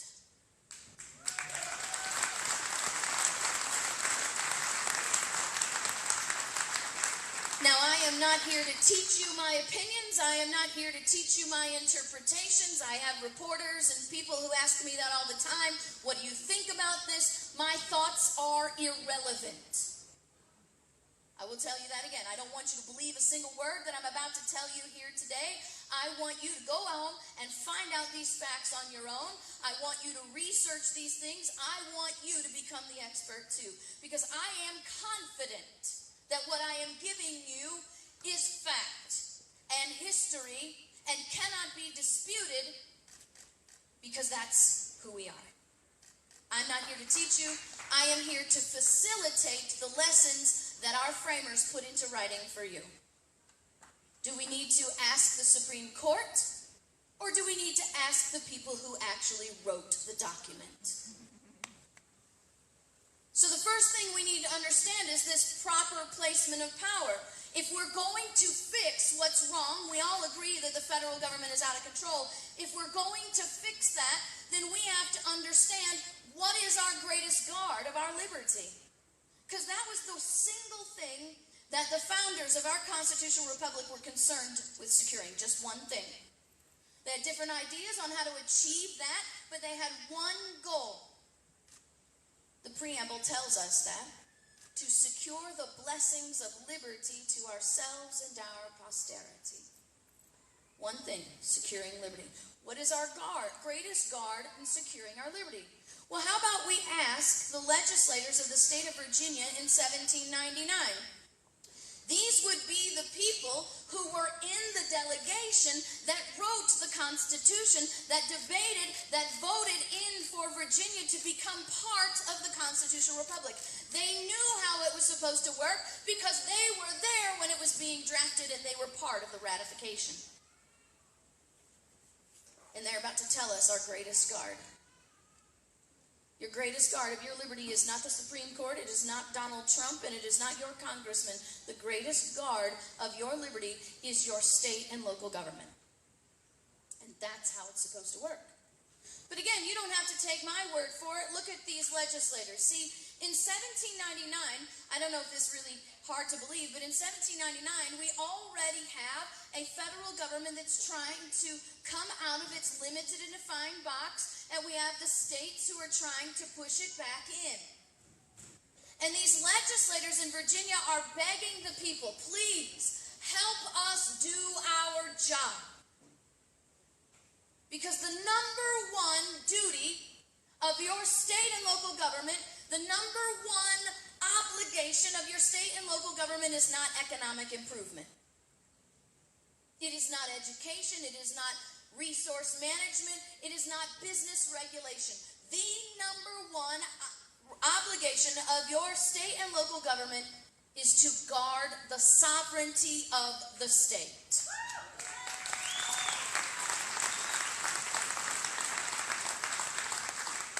It's the only way you can defend the Constitution. Because if your state is sovereign, you have prosperity. You have peace.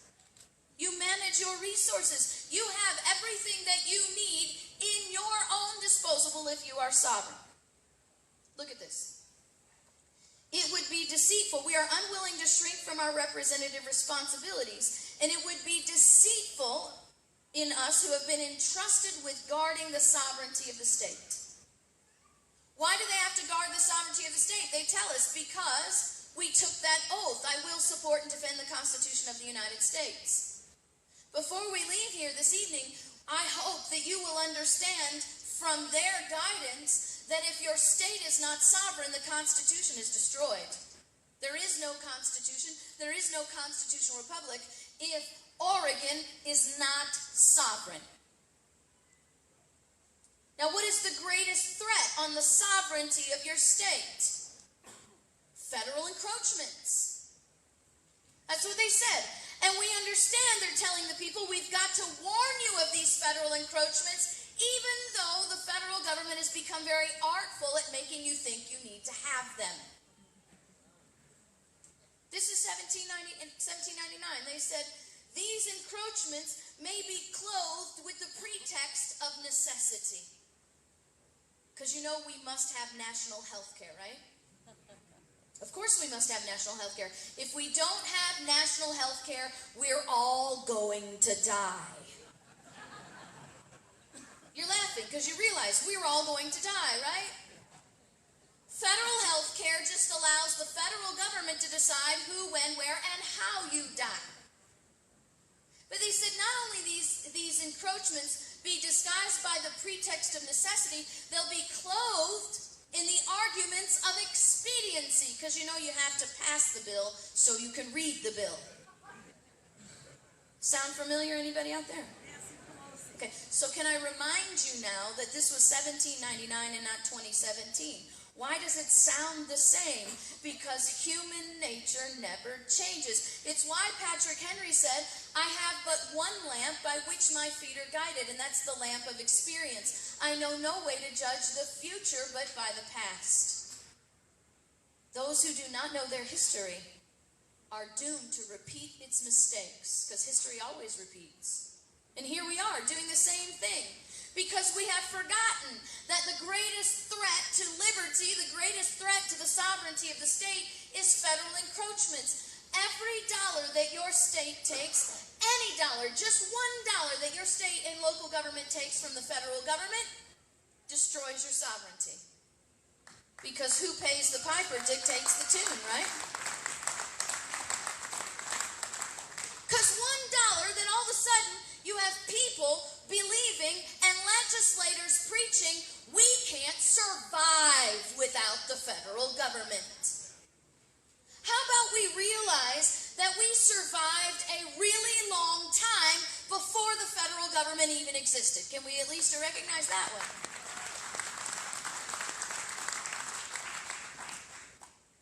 And then to say that just simply because Joe the plumber, our next door neighbor, let's put it this way, John the rancher is irresponsible, can't manage his own land, but John the rancher is going to run for office, and he's going to go be a federal representative. Now all of a sudden, the same guy who couldn't manage his land, now that he's a federal representative, he is somehow magically transformed into something he wasn't before because he's now in office? Or maybe John the rancher now wears a federal BLM badge. Now all of a sudden, because he has a federal badge on his chest, he is now more qualified to manage his land than he was when he was just John the rancher. Does anybody realize how that doesn't even logically compute? Let's see about this thing. We're going to ask ourselves some really simple questions. Let me ask you this question. Which came first, the states or the federal government? I want to see if everybody agrees with that. Which came first, the states or the federal government? All right. Now see, if we actually believed that to be true, the federal government wouldn't be exercising the power over the states that they do. Because by natural law and the laws of primacy, who comes first is in charge. So let's look at how much first the states were, because we don't teach that quite accurate anymore. We teach in our schools that our states became independent from Great Britain with the signing of the Declaration of Independence on July 4th, 1776. You know, those bunch of rogue, anarchist, elite, rich guys who wanted to throw off their government so that they could oppress the people of their choice. Only that's not true. Our states became independent of Great Britain on July 2nd, 1776, with the ratification of the Lee Resolution. The Lee Resolution, a three-step process to becoming free from Great Britain, was debated, voted, and ratified in the Continental Congress on July 2nd, 1776. Our separation from Great Britain was a matter of law. A legally binding congressional act that's just as legally binding as anything our Congress does today that's constitutional. So if we understand that our states existed on July 2nd, then we must admit that our states existed prior to what? Everything else. By the way, John Adams was so excited about July 2nd that on July 3rd that he wrote home to his wife Abigail and said, July 2nd will be an epic day where Americans will celebrate their independence forever. Do you know it wasn't until the mid-1800s that we started celebrating our independence on July 4th? So we must admit that our states existed prior to the Declaration of Independence by 2 days. Now let me ask you something. Is there a federal government on July 2nd? No, we just threw it off. Is there a federal government on July 4th? No. What are the only governments that exist on July 4th? The states. Our first federal government comes through the Articles of Confederation. They didn't work out so well, though. Not probably for the reasons that you were taught, however. Because one of the problems in our education system in America, same as our political system, is that we have become overrun by people that I call federal supremacists. These are these people that believe that the federal government is superior to the states in all cases. They may say that federal law always trumps state law. They may say that we must go to the Supreme Court for every problem and every dispute and every interpretation of the Constitution. Either way you slice it, that is a federal supremacy. They are in all branches of government. They are in all political parties, liberal, conservative, and midstream. And in our conservative groups, we have federal supremacists teaching that our Articles of Confederation failed because our founders created a federal government that was too small and didn't have enough power. That's what some of our conservative educational outlets are teaching. Do you know what that implies, right? That the Constitution that we have now created a bigger federal government with more power. Only that's not true. It is true that the Articles of Confederation had to be fixed. But it was because the federal government didn't have enough guidance to do what they were supposed to do. One of the biggest problems, the biggest problem that drove them to finally decide to create a new delegation, was a problem with treaties. The federal government was writing inequitable treaties. They were making treaties where one state or one set of states had to foot all the bill, and another state or another set of states got all the benefit. And the states who were required to foot the bill were like, whoa, wait a minute. That's not why we joined up in this union, to transfer our prosperity from one state to another. That's not what general welfare means. So we're not paying. Now here's the problem. A treaty is a contract with a foreign country that has no idea how we're supposed to work. So when we have states refusing to foot the bill, we're breaking a contract with a foreign country. Not only that, the states who are supposed to get all the benefit are mad at the states who won't pay. So we're on the verge of war with foreign countries for broken contracts. We're on the verge of war between the states for inequitable treaties, and we just got started. So Congress says, we got to pull together a new delegation. We're going to amend these articles. But they don't amend them. They replace them with our new Constitution, which why our Constitution is called the more perfect union, because it was supposed to be more perfect than the other one. Now let me ask you this question as we're looking at this timeline. We agree there's no federal government on July 2nd, no federal government on July 4th. We have a federal government through the Articles of Confederation. But let me ask you this very important question. When we dissolve the Articles of Confederation to ratify our new Constitution, what happened to the federal government that was formed by the Articles of Confederation? I need to hear that a little bit louder out there. It's gone. So the period of time between the dissolving of the Articles of Confederation and the ratifying of the Constitution, what are the only governments that exist? The states. 13 years of states, living, breathing people, managing their land, taking care of their businesses, raising their children before we even have the federal government that we have today. Amazing, isn't it? So now let's discover, we know how long the states existed prior to the federal government. Let's discover once again, rediscover, what is a state? A state is defined and described by the Declaration of Independence as follows. This is the last paragraph of the Declaration of Independence, which, by the way, is taken from the first clause of the Lee Resolution, that legislative act that created our states. It says, "We, therefore, the representatives of the United States of America, in General Congress assembled, appealing to the Supreme Judge of the world for the rectitude of our intentions, do in the name and by the authority of the good people of these colonies, solemnly publish and declare." See, we didn't become independent on July 4th. We published and declared what we had done 2 days prior. That these united colonies are, and of right, ought to be free and independent states. Now, we have just learned what a state is not. A state is not a colony, right? Because if a state was synonymous with colony, then there'd be no point in making the distinction. So what's the difference between a colony and a state? Very simply, a colony is not free and independent. If you live in a colony, you must seek permission and guidance from the federal government before you can manage your land. You must seek permission and guidance from the federal government before you can use your resources. You must seek permission and guidance from the federal government before you can educate your people, make certain laws, regulate your businesses. Anybody feeling like they live in a colony? Well, here's the good news. You don't live in a colony. You live in a state that is free and independent.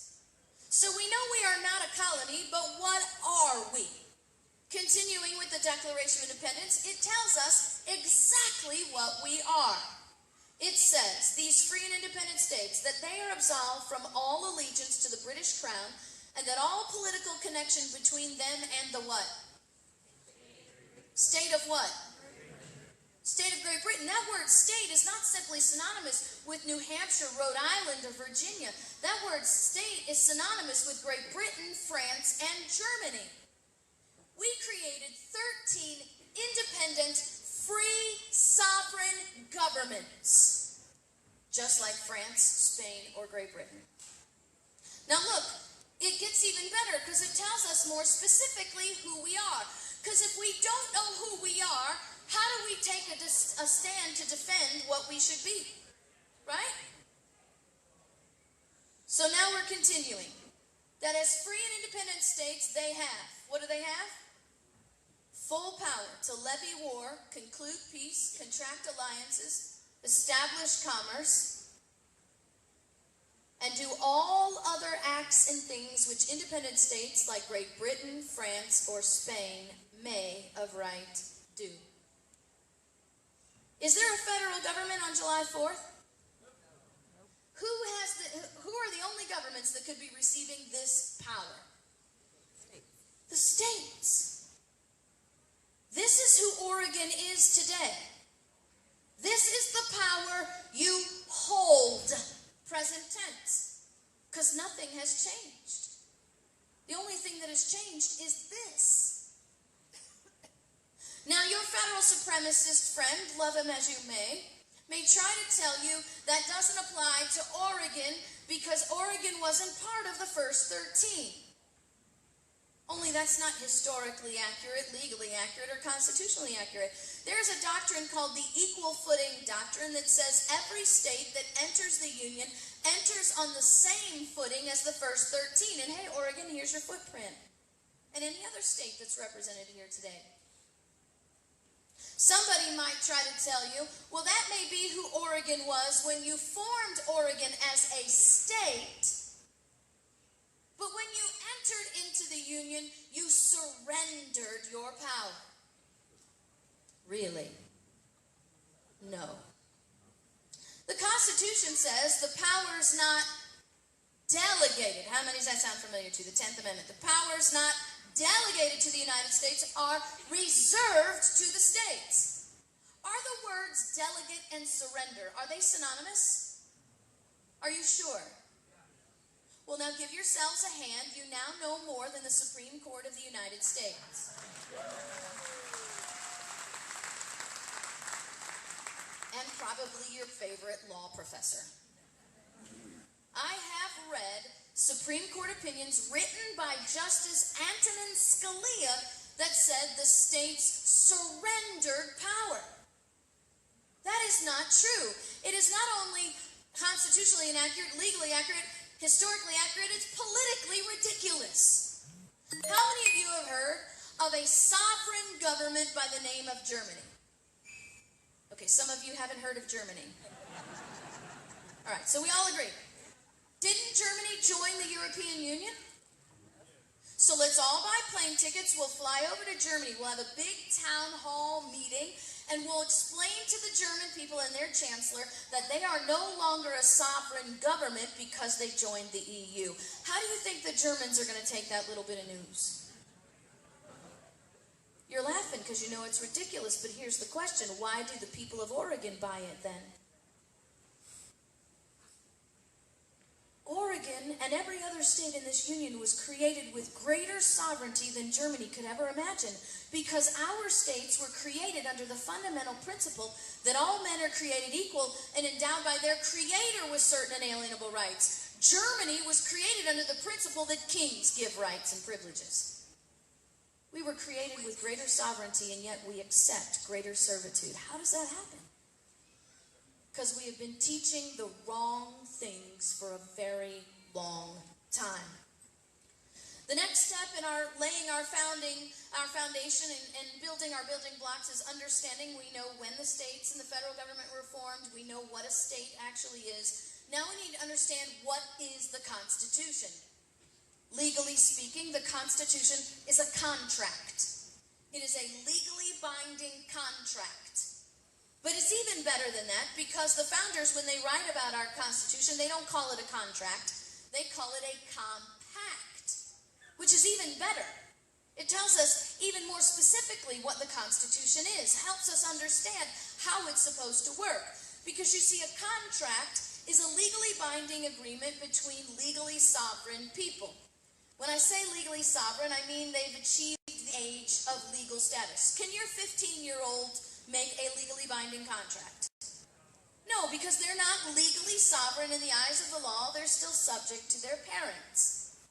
But the Constitution is not a contract because our framers call it a compact, which is even better. Because a compact is not an agreement between legally sovereign people. It is an agreement between legally sovereign governments. Let's go connect our dots. What were the only sovereign governments that existed prior to the creation of our Constitution? The states. That means if the Constitution, as our framers called it, is a compact, the agreement between legally sovereign governments, that means that our states are the creators of the compact. The states are the creators of our Constitution. They are, legally speaking, the parties to the contract. Now, here's the funny thing. You will find people that will dispute this and tell you that the Constitution is an agreement between the people and the federal government. That is not true. As a matter of fact, if you have ever read anything that Patrick Henry said, you would know that that was one of his major contentions with the language of the Constitution. He said, this document says, we the people. What do you mean, we the people? We the people did not vote for this. The Constitution cannot be an agreement between the people and the federal government. And you can prove that with one simple fact. Let me ask you this question.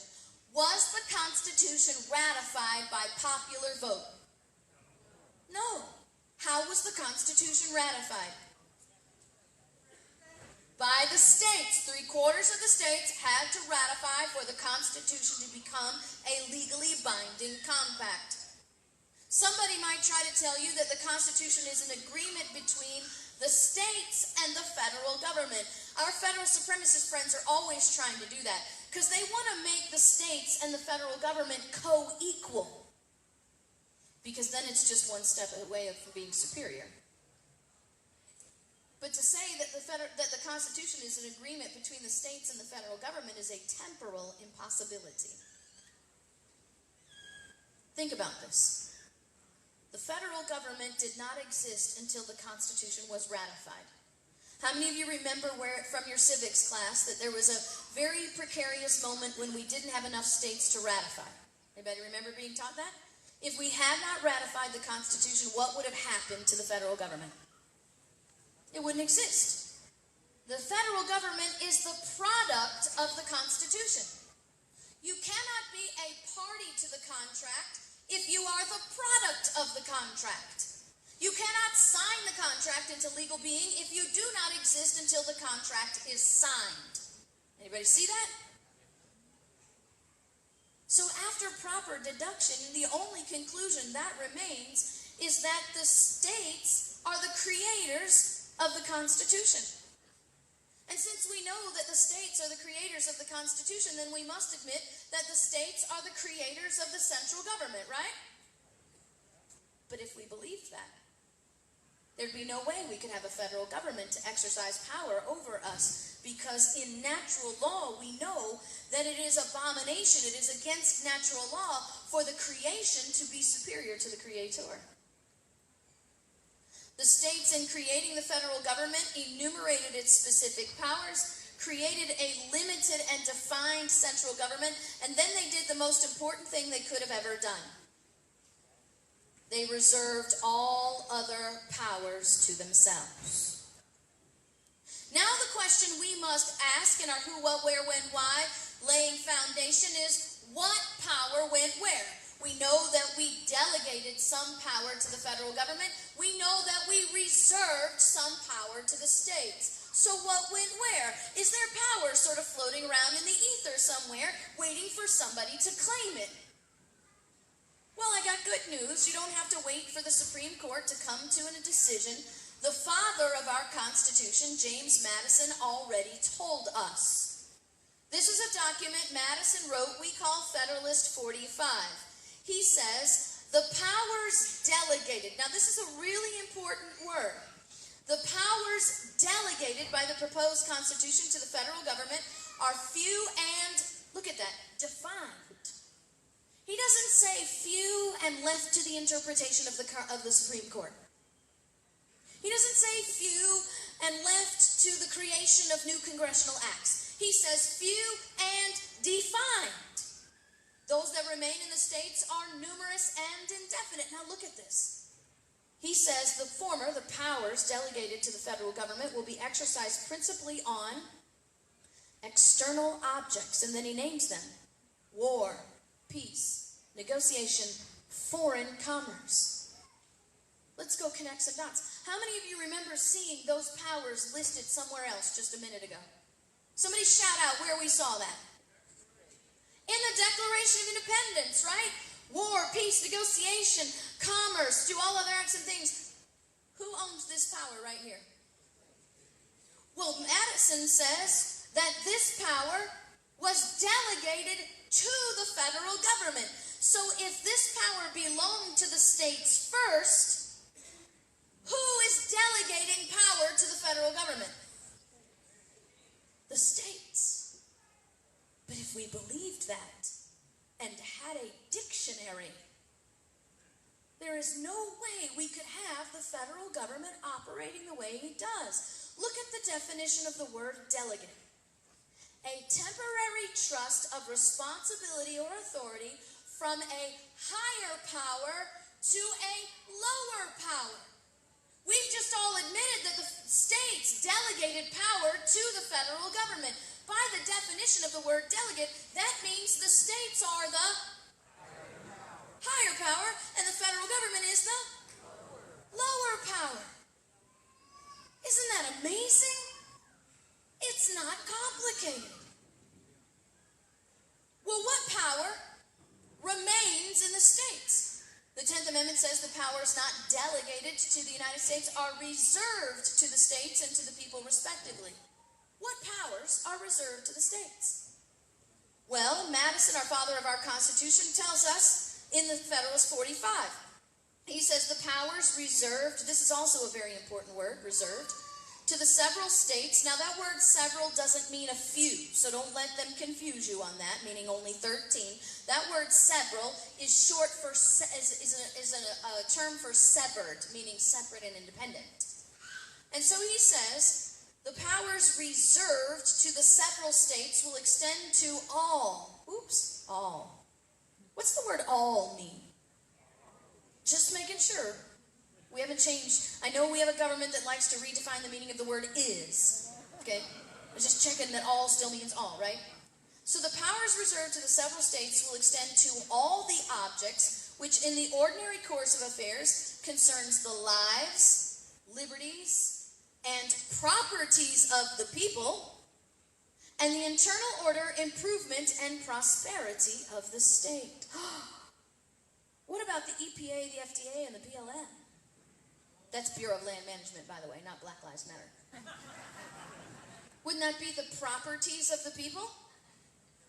What about the Department of Education, the HHS, the USDA, the FDA? Wouldn't that be the lives of the people? What about the FBI, the DHS, the FCC, the SEC, the FAA, the ATF, the DOE, or whatever you want to call them, all these agencies today? Wouldn't that be the internal order, improvement, and prosperity of the states? There you have it. Reserved to the states. There's nothing floating out in the ether. It has been specifically delegated, or it is reserved to the states. How did we get to this point? Because we decided that judges and politicians know more than we possibly know. Sometimes when they get elected, some great white dove lands on their head and departs Joe the plumber. All he needs to know about interpreting the Constitution. Because we forgot the meaning of the word reserved. Remember in 1799 we were having problems with the federal government. We're having problems with the federal government again in 1830. It's a period of history called the Great Debate of 1830. And Calhoun is going to help us understand the importance of the term reserved. He says the doctrine which denies the states the right of protecting their reserved powers. Now that is a very bold statement for Calhoun to step up and say, your states have a right to do anything. Because governments get power. People have rights. Why would the states have a right? Well, let's notice that it's a little r right, not a big R right, which big R right is an inalienable right, a natural law right. But their right to protect their reserved powers stems from the definition of that word, reserved. So let's look at this for a second. Let's pretend there's a chair up here, and on the chair is a sign that says, reserved to KrisAnne Hall. If someone else sits in that chair, what do I have the right to do? Kick them out. If that chair has a reserve sign on it and I don't have the right to kick somebody out, is the chair really reserved? No. And that's exactly what Calhoun is saying.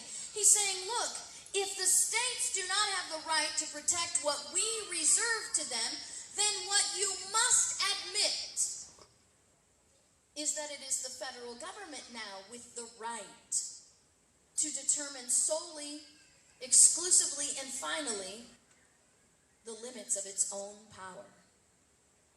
Because all the federal government has to do is say, hey, we're going to do education today and you just got to like it. We're going to manage your land and you just got to like it. If they don't have the right to protect what's been reserved to them, are they sovereign? They're just colonies. Now let's go back and connect a dot, a really, really important dot. What kind of document is the Constitution? It's a compact. A compact is an agreement between what? Sovereign governments. If the states are not sovereign, can they make a legally binding contract? No. So if all we have to do is just simply lie down and accept whatever the federal government has to say about their own power, then we are not sovereign, we are colonies, which makes the Constitution an illegal document with no legal foundation, and it is dissolved, which means if the Constitution is dissolved, then our union is dissolved, and we are not a constitutional republic, but a totalitarian kingdom where the only limit to the federal government is its own desires and will.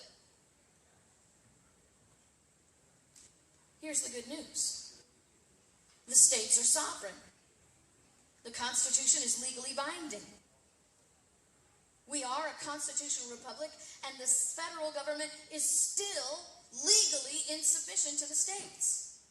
And the only thing that needs to change is this, right here, a revolution of the mind. Because look at this word, reserved. To exercise dominion over something to the exclusion of all others.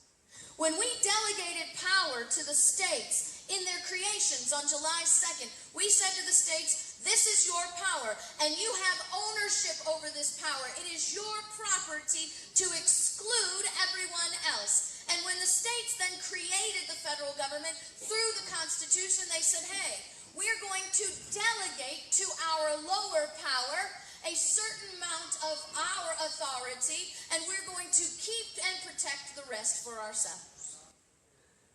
And that's what it means to be a constitutional republic. You live where the states are sovereign because the people created them that way. Where the states are the higher power and the federal government is the lower power. And we have temporarily entrusted the federal government with certain duties. And we have control over our employees.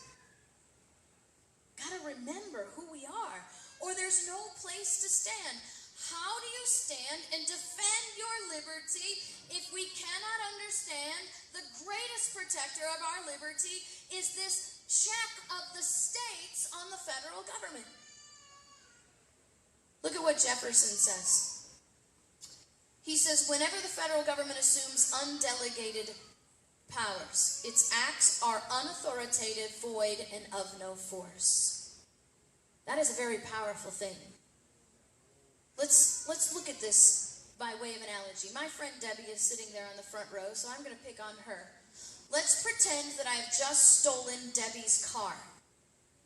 Do I have the authority to drive Debbie's car? Do I have the authority to sell Debbie's car? If I sell Debbie's car, is it a legally binding sale? No. Why?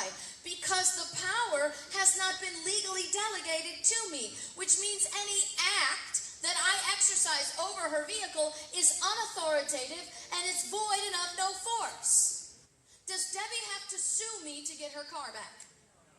Absolutely not. She simply provides the title deed to the local officials. They have to present the car to her as the rightful owner of the vehicle. If I actually sold the car, the poor guy who bought it from me as the one who has to fight through the legal system for restitution to get money from me, not from her.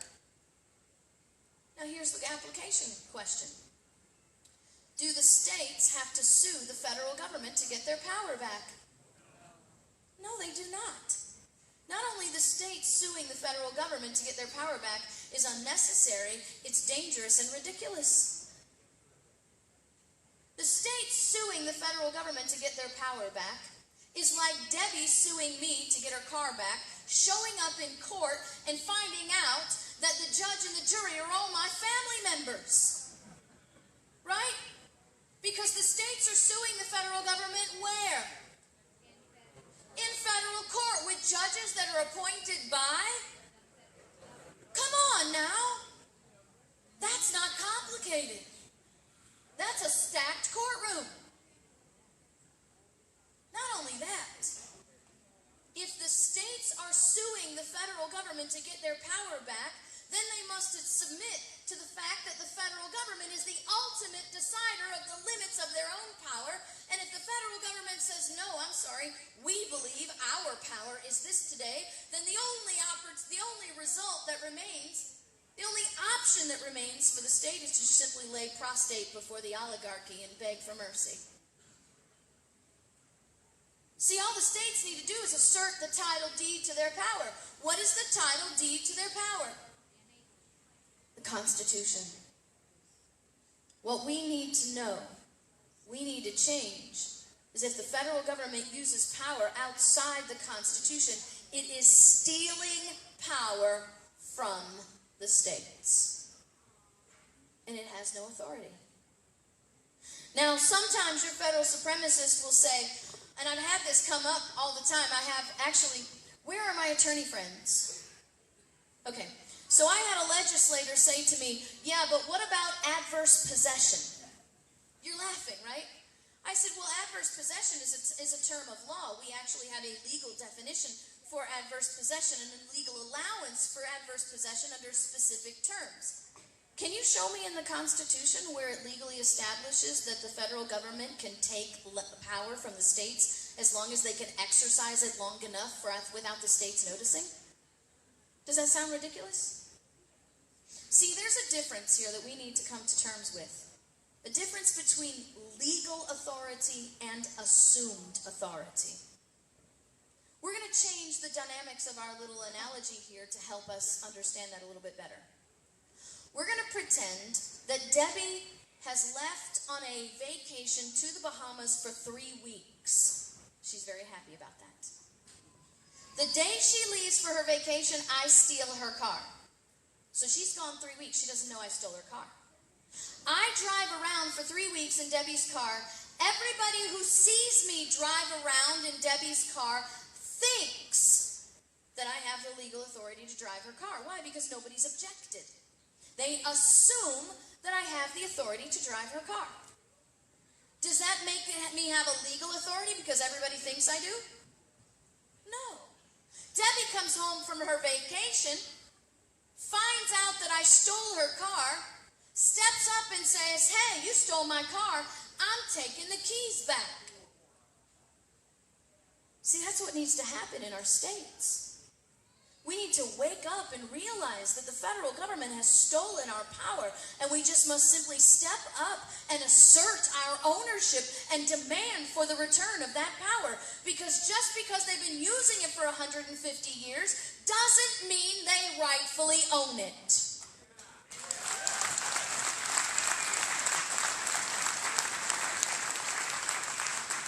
What are our states supposed to be doing?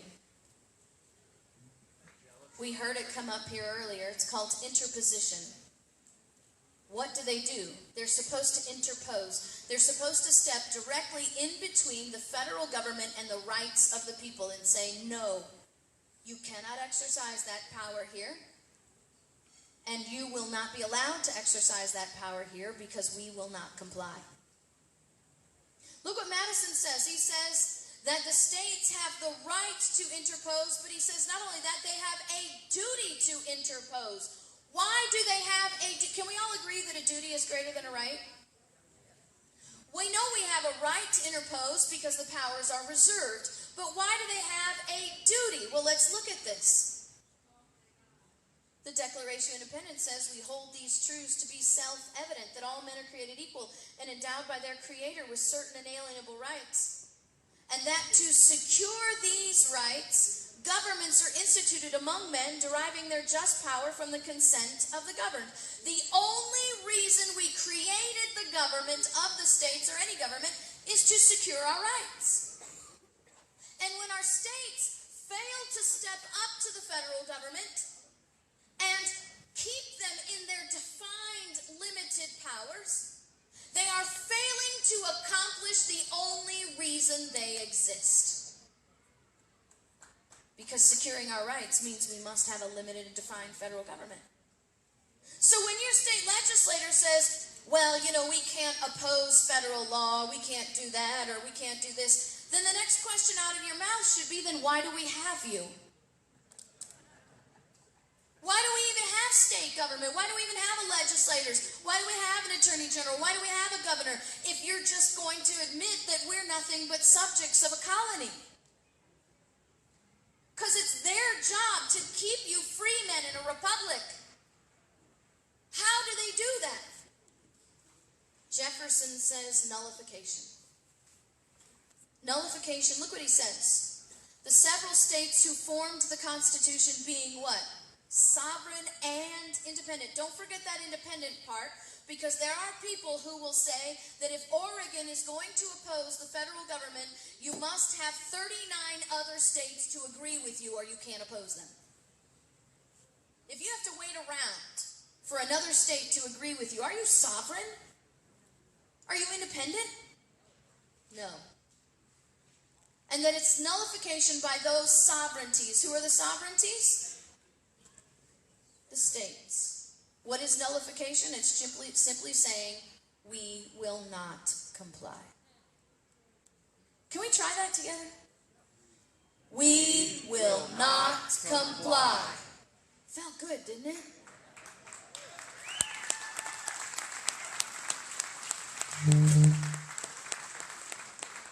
That was God giving us a punctuation mark. See, it's not complicated. It's a matter of ownership. It's a matter of who possesses what and to what limit. Now, there are a bunch of different arguments against nullification, and we don't have time to go through them today.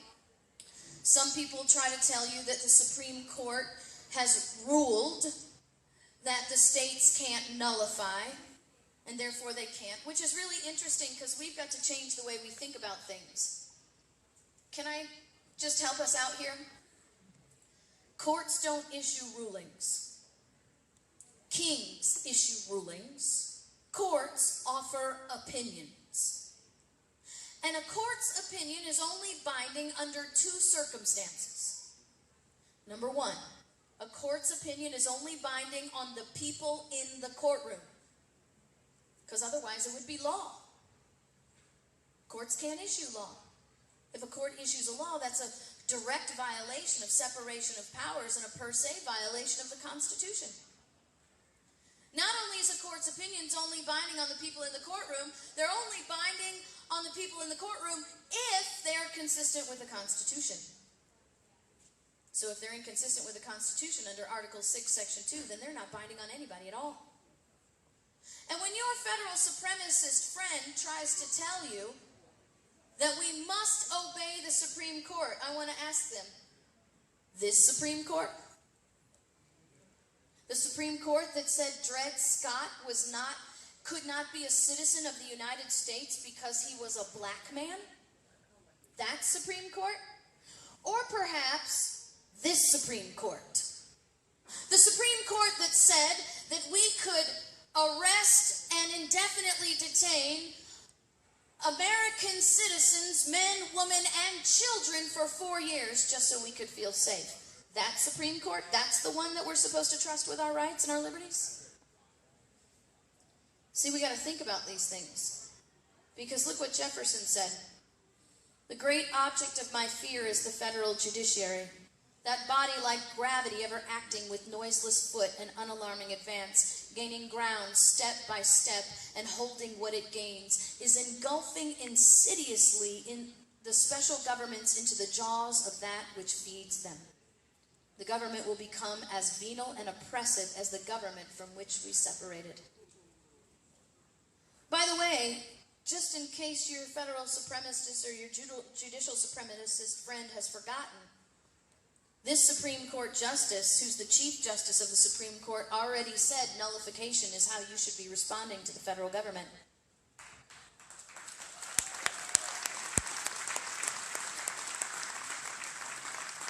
This is Justice Roberts' opinion in the first Affordable Care Act opinion. He says, "We look to the states to defend their prerogatives by adopting the simple expedient of not yielding to the federal blandishments when they do not want to embrace federal policies as their own." And then look what he says. The states are separate and independent sovereigns, and they have to act like it. Hey, Oregon, isn't it about time you start acting like it?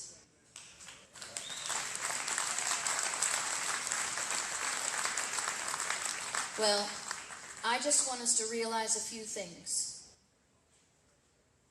as we close up here today. Come on now, help me out. If the federal government is not defined by the Constitution, then why do we have one? If they can just make it up as they go along, then why do we even have a Constitution? If the federal government is not limited in its power by the Constitution, then what is the limit of the federal government's power? Because then we remember, once again, how many branches of government did we create? Legislative, executive, and judicial. If part of the whole, any part of the whole, can define the power of the whole, then what is the limit of the whole's power? Nothing but itself. What controls the federal government? The states. Nullification is not the states acting unlawfully, by the way. Nullification is the states enforcing the supreme law of the land when the federal government is acting lawlessly. And we need to start enforcing the law.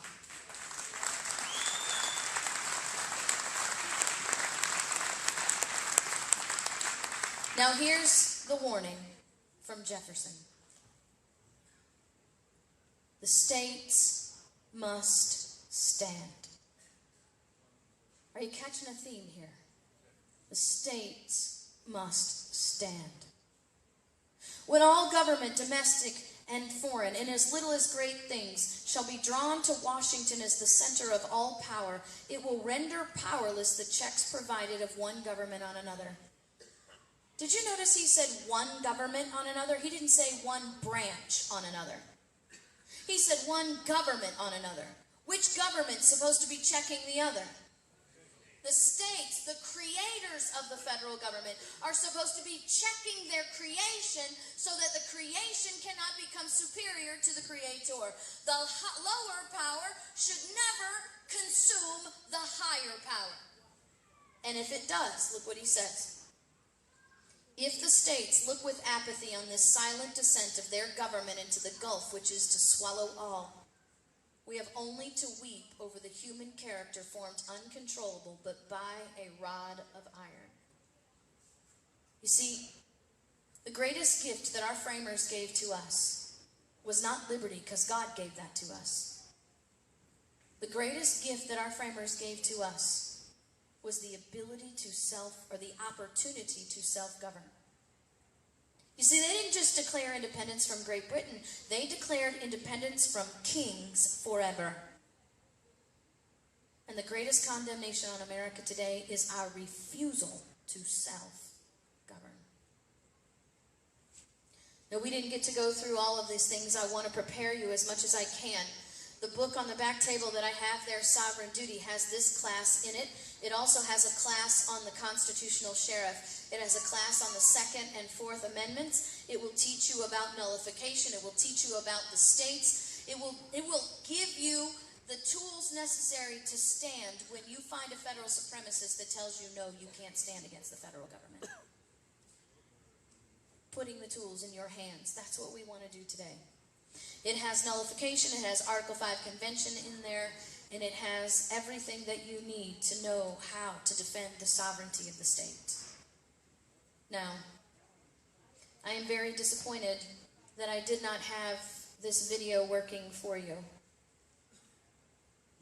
because I was going to let LaVoy finish out the class for me and just simply reiterate that you must stand. Because you see, how many of you want your states to stand against the federal government? Who are the states? Your state will not stand against the federal government until you stand individually. We got to stop waiting for people to become our leaders. We got to stop waiting for somebody to fix our problems, and we must stand ourselves. Why? Because our children deserve a whole lot better than what we have today. And they certainly deserve a whole lot better than the direction we're heading in. And by the way, if we had stood together, can I just be really bold and brazen here today? If we had stood together from the beginning,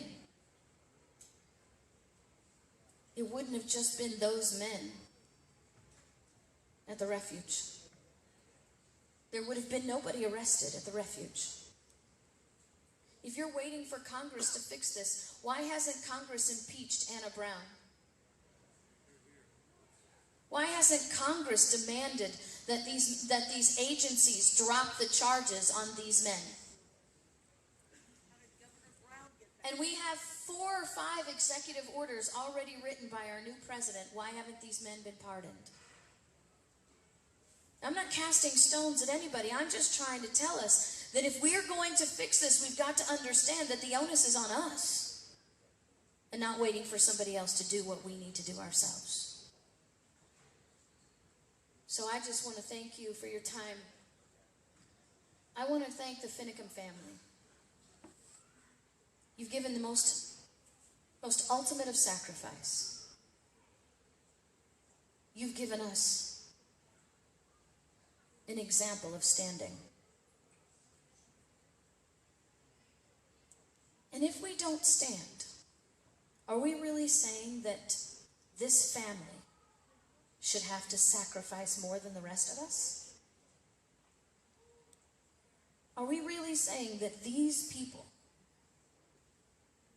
don't deserve the comfort and ease that we deserve? Or are we just saying that the Finicum family loves liberty and their children more than we do? Because that's really the only conclusions that you can draw.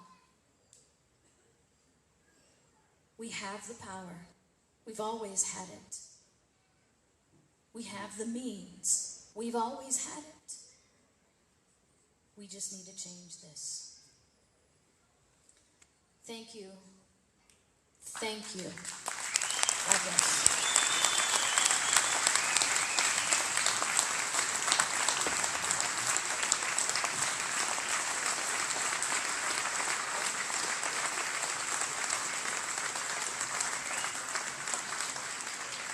KrisAnne Hall, folks. Chris, if you stay up there.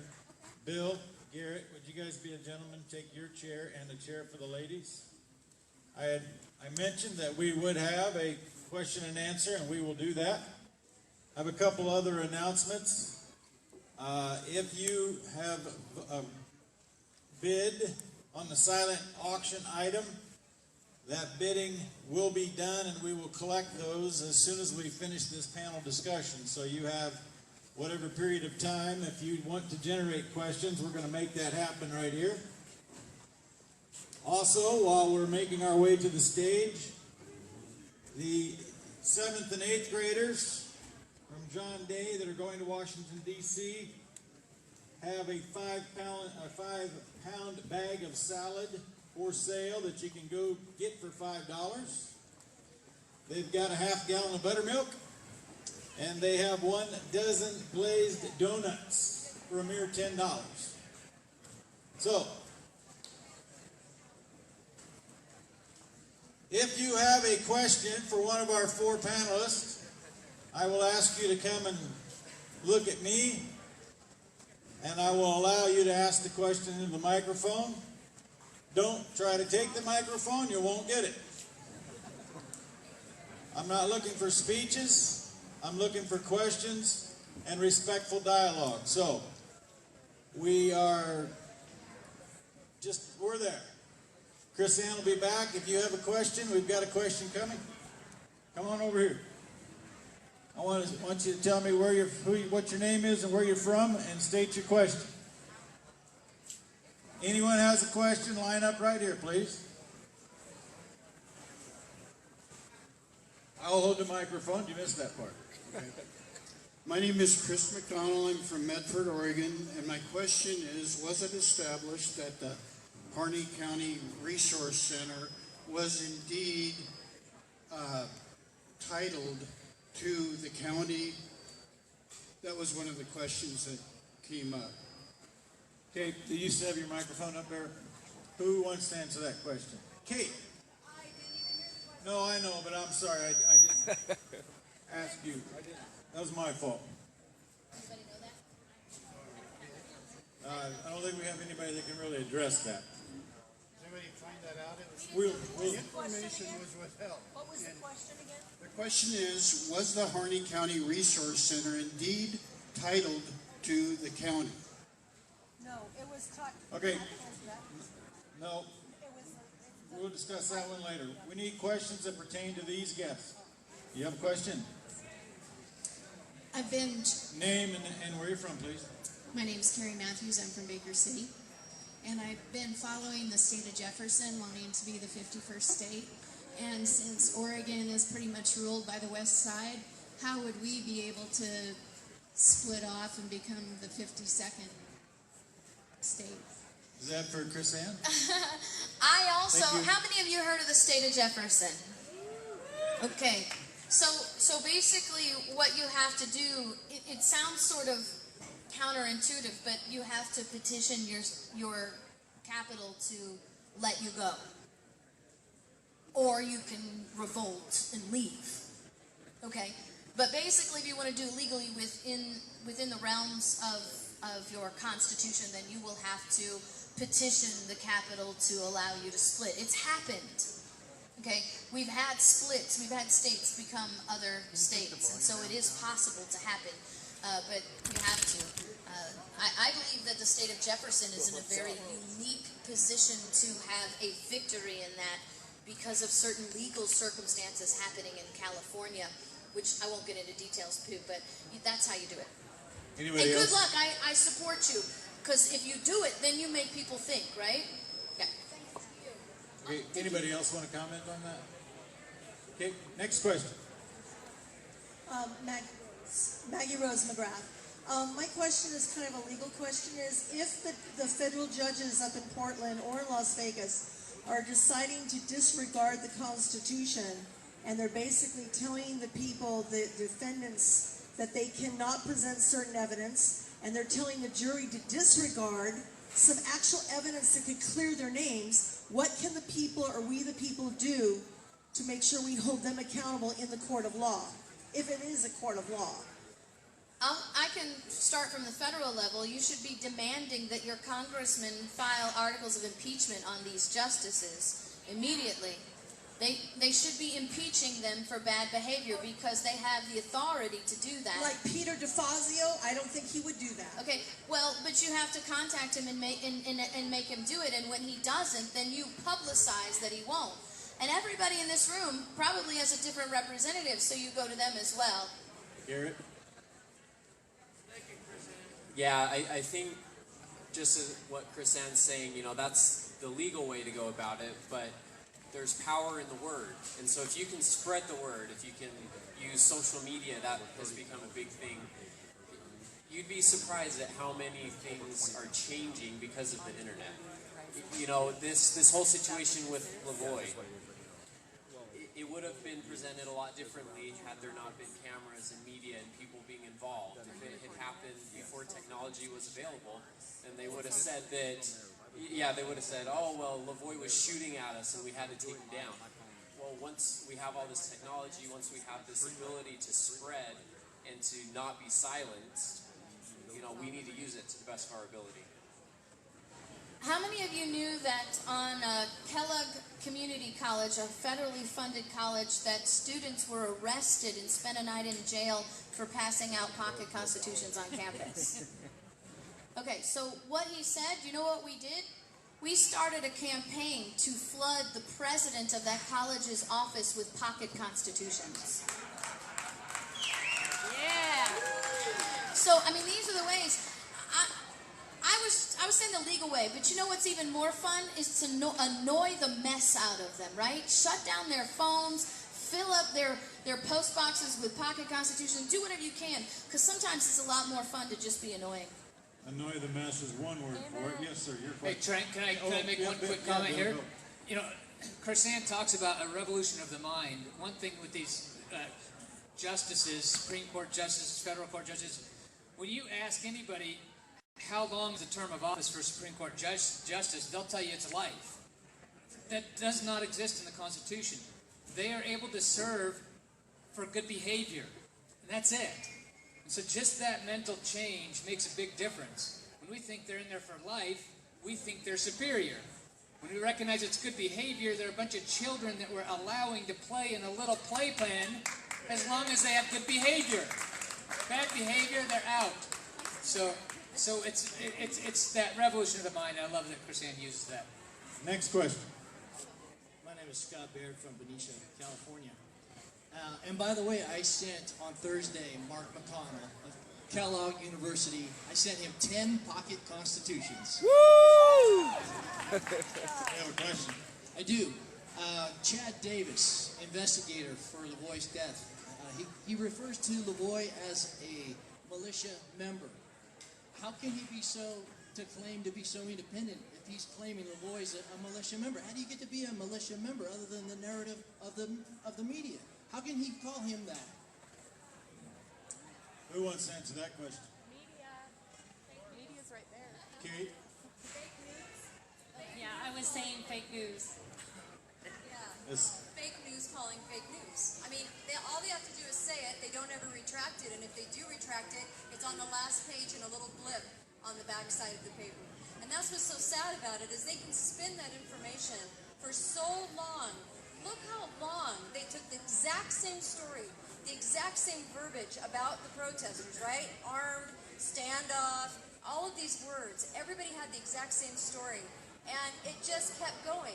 I am sure there were people that wrote in to correct them. They did not correct themselves. That's the problem with media.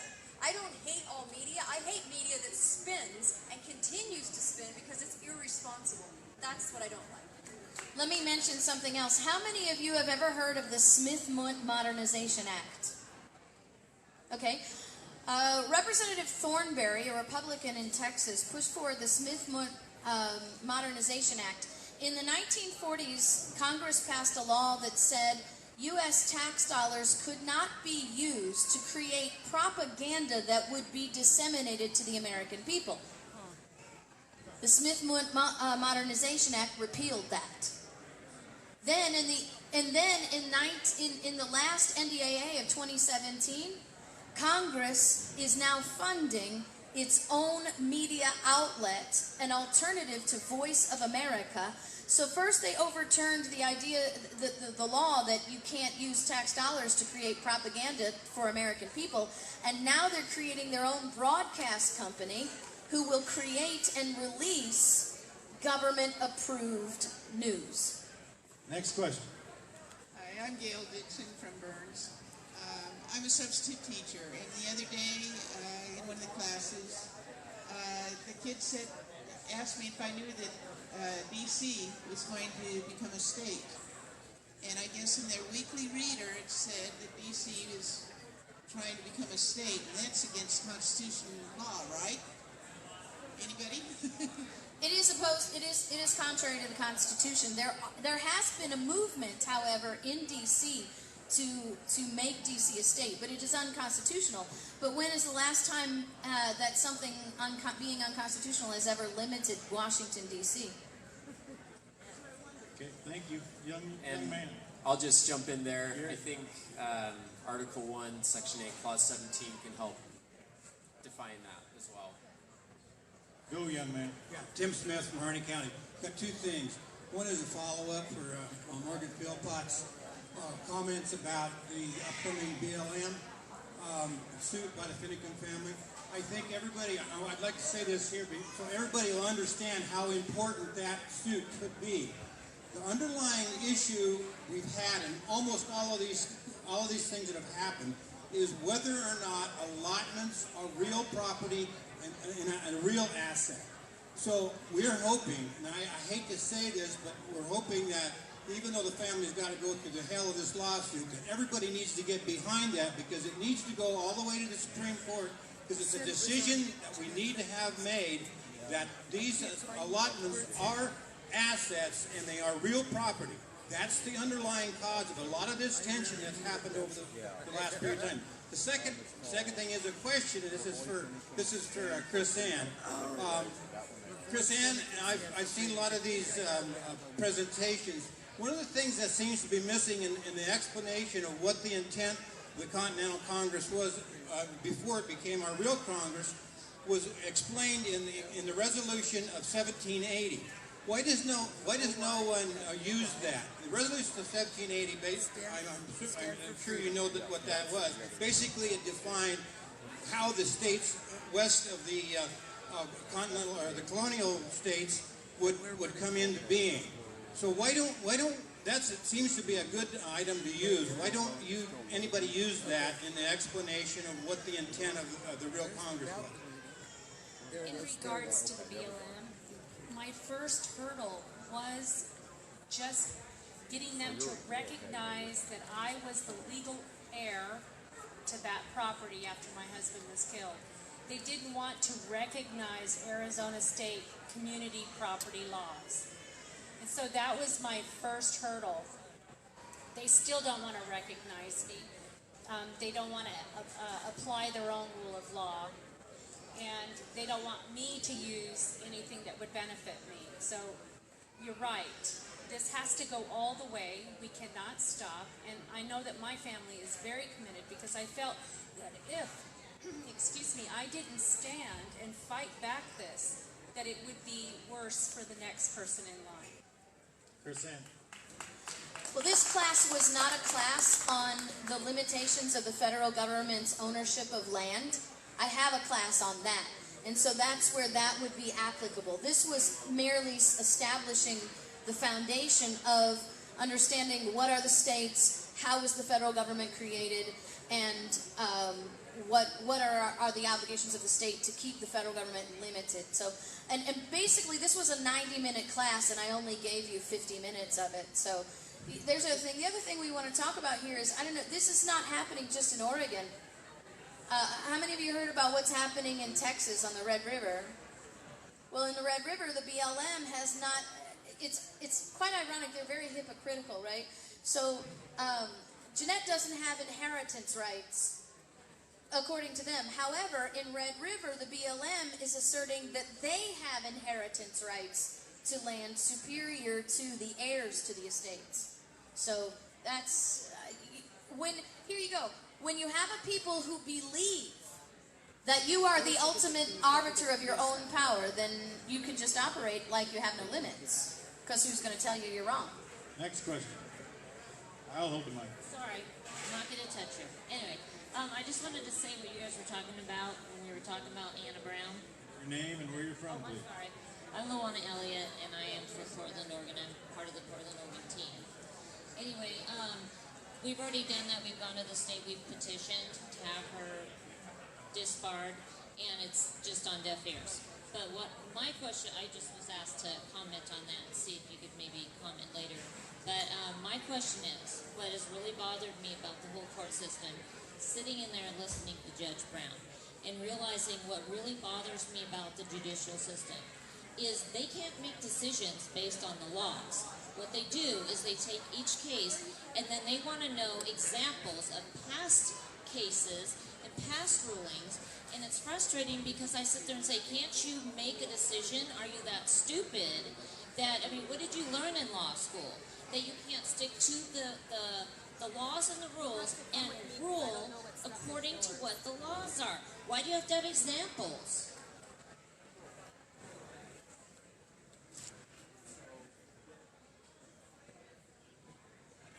Okay, so KrisAnne alluded to this earlier as well, but in law school, when you take a constitutional law class, you don't read the Constitution, you don't read the law, you just read what other like Supreme Court justices or other courts say the law is, and they always use example. And so now we're not governed by constitutional law, but case law and precedent, and so that's why they do that. And that's not what they're supposed to do. They're supposed to, you know, look at it in view of the Constitution and then do what upholds the constitutional principles. They're not doing that, but that's why. It's because all attorneys are trained in case law, not constitutional law. The interesting thing is I teach 700 years of history prior to the Constitution, and 700 years of history proves that the first mechanism of all tyrannical government is the corruption of the court system, which is why Jefferson said what he said. And we're coming to this conclusion like it's some kind of brand new wheel we've invented when we should have been looking out for it all the time. It was always the courts that would be the end of our republic. Next question. I'm Jenna Brown from California, and I've read that President Trump couldn't pardon the Hammonds even if he wanted to, because the laws of pardons is that the person had to have been sentenced to at least 7 years and has to have served 3/4 of that 7 years to be pardoned. Is that correct? Yeah, she said, she heard that somebody said Donald Trump couldn't pardon the Hammonds because you have to be sentenced to more than 7 years and you have to serve like 3/4 of the sentence. I missed that article, section, and clause, so if somebody wants to show me that in the Constitution, I would be interested in seeing that.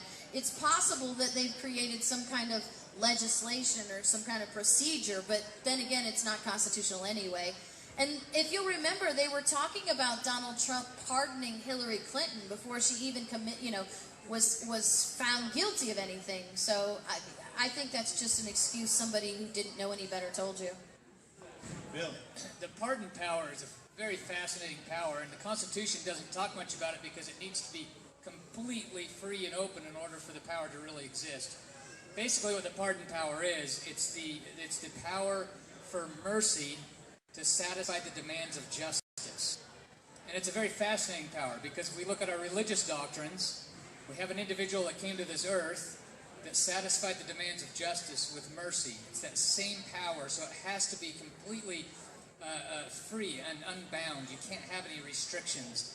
Otherwise, that ability for mercy to overcome justice just doesn't exist. You know what the headline is in the news now tomorrow, Bill? Panel member just compares Donald Trump to Jesus. That's what you just said. All right. Next question. Oh, by the way, 2-minute warning. 2-minute warning on those 2 baskets of LaVoy's favorite items. If you want to bid on those, you have 2 minutes. Yes, sir. My name's Tim Davis. I'm from Carrollton, Georgia, living out of Springfield, Oregon. My question's a little bit different than anything we've addressed tonight. I want to know why nobody's touching on the fact that the federal government has been arming and funding the Muslim armies all over this here world for years. $4 billion, $50 million they gave just a few short months ago to Hamas. The federal government is the #1 reason that ISIS grew in the strength that they did and slaughtered hundreds of thousands of people in the Middle East. I don't understand why not very many Americans are addressing this. That's treason. You need to come to my genealogy of the Constitution class, and you'll understand why then. This is just the mechanism of government. It's the way they've always operated. And other than, that sounds sort of trite, but it's actually true. It's just a common mechanism of the government to make deals with the enemies so that they can keep their own people under control. I had a guest. I have about 400 guests a year, and a lot of my guests are whistleblowers. One named Eva Bartlett is a journalist, and I I had her on my show, and she spent a lot of time down in Syria and talks about ISIS and the truth about what's going on in Syria, and it blew people's minds. And if you go to KateDalleyRadio.com, you can get all the podcasts, and that podcast is extraordinary because of the lies we're told in our press about Syria and who those white helmets are. I encourage you to go. I encourage you to go. I also want to know how many people out there know that we created Al-Qaeda. Okay? So, same old thing. Thank you for what you're doing. Okay, next question. I'm Roxana Ryan. I'm another one of the defendants that's up for the next 7 trials, the next trials. And my question is, I've got a couple. One, would a class lawsuit, if all the defendants got together and did a class action lawsuit against Judge Anna Brown, would that be effective? And number 2, I am concerned Judge Anna Brown has denied these guys jury trial on the misdemeanor charges that they have added to the list of charges. And what can we do? Because according to the lawyers, there's nothing we can do. I'll do the misdemeanor thing first. Here's the problem. This is another one of those things the Supreme Court said so, right? Which is directly in conflict with the 6th Amendment. Because the 6th Amendment says in all criminal, right? In all. All means all. And what happened is the Supreme Court said, well, all doesn't mean all. All actually means you're going to spend more than a year in jail and you're going to have more than a $500 fine. And so what they say is because you're not going to spend more than a year in jail and you're not going to have to pay more than a $500 fine and a petty misdemeanor, then you don't get to have a trial by jury. But that, again, is another place where the Supreme Court is in direct contradiction with the Constitution of the United States. And that's not going to change until, once again, the mentality of the people change and we demand that we don't have judges that do that. So who wants to handle the class action thing? Because I am anti-litigious. You know? So the Supreme Court has also established a lot of rules on how you can maintain a class action. I'm not familiar with the case law off the top of my head, but you have to have certain things. It has to be immediate harm, so they have, you know, you just have to do a little research or get someone to do a little research to see what would be required with that. Other than that, like, we're still working under a case law driven judiciary, and so that's really how you have to play the game. Next question. And we're going to have 5 more questions, and that'll be it. My name is Clint Signer. I'm from Star, Idaho, and KrisAnne, you were just talking about nullification, and that's a prerogative of the states, but the people in Eastern Oregon are in a tough spot. Their state capital has, there's zero chance they're ever going to try nullification there, so I'm wondering if there's any legal precedent for people just to form groups or counties, smaller groups to try and nullify laws, or if you have to do that from the state. Oregon is nullifying federal law. You realize that, don't you? Oregon is nullifying federal law by legalizing marijuana. So here's the thing. What we need to do is make sure that we bring these understandings of liberty to both sides of the of the aisle. In Washington State, there's a great legislator. His name is Matt Shea. And Matt Shea started off by just having liberty legislation. And he has learned over 7 years that if you present the issue as liberty and not as party, that you can get both sides on board. Because here's the thing. Oregonians need to help convince their liberal side that they want to have state authority. And the way you do that is you say, look, if you have the authority and the federal government doesn't, then that gives you the power to be the nanny and not the federal government. That means you get more money to be more nanny and you get control. And that resonates with them. And on the conservative side, you say to them, look, you can, because they're supposed to be the liberty side, you can depart more liberty to the people. And then what happens is you get the debate happening where it's supposed to be happening, at the state level. And so whether you want to be liberty or nanny is not something decided upon you by the federal government, but decided by the people through their legislators. And so, you have to do it here. And I think just throwing up our hands and saying, well, they'll never do it, so what do we need to do? You can change your life with one sheriff. Okay? One sheriff will change your entire life, how things work. If there had been, and it is no lie, if there had been a constitutional sheriff, these men would have never gone to jail, period. I mean, look at Brad Rogers in Elkhart, Indiana. He kicked the FDA and the USDA out of his entire county. And that's the power of the sheriff.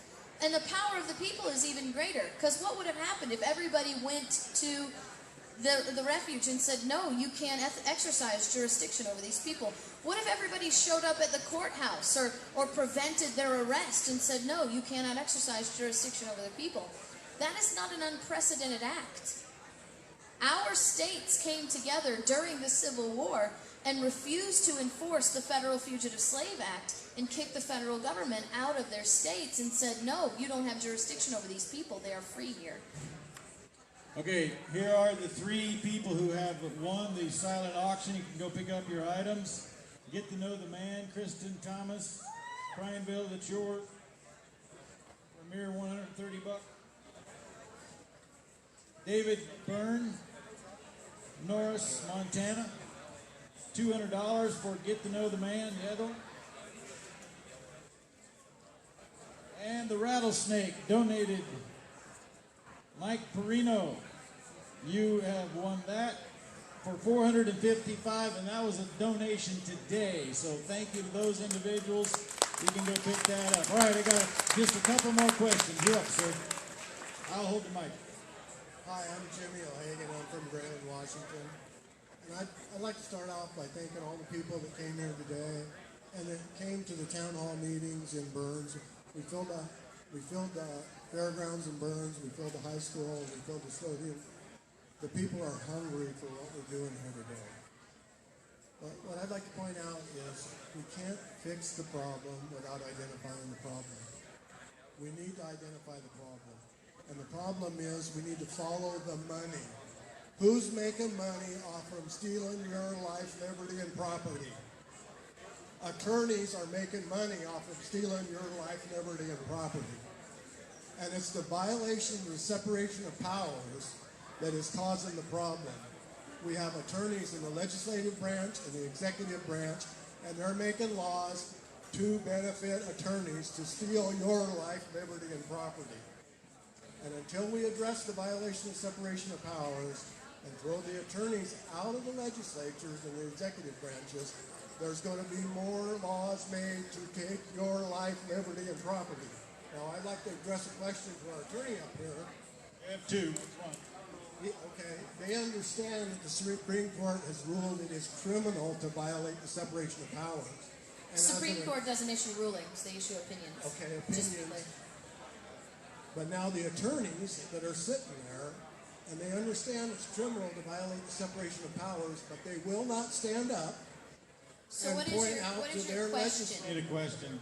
Will you stand up to your legislators and your executive branches and say, will you not act in omission? Will you stand up and say it is a criminal act for all the legislatures to violate the separation of powers, and you're in treason when you're doing it? Are you asking me personally?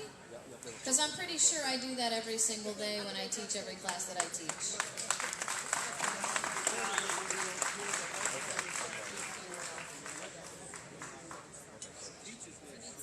Okay, tell you the truth, that fuck. Name, address. Sorry, address.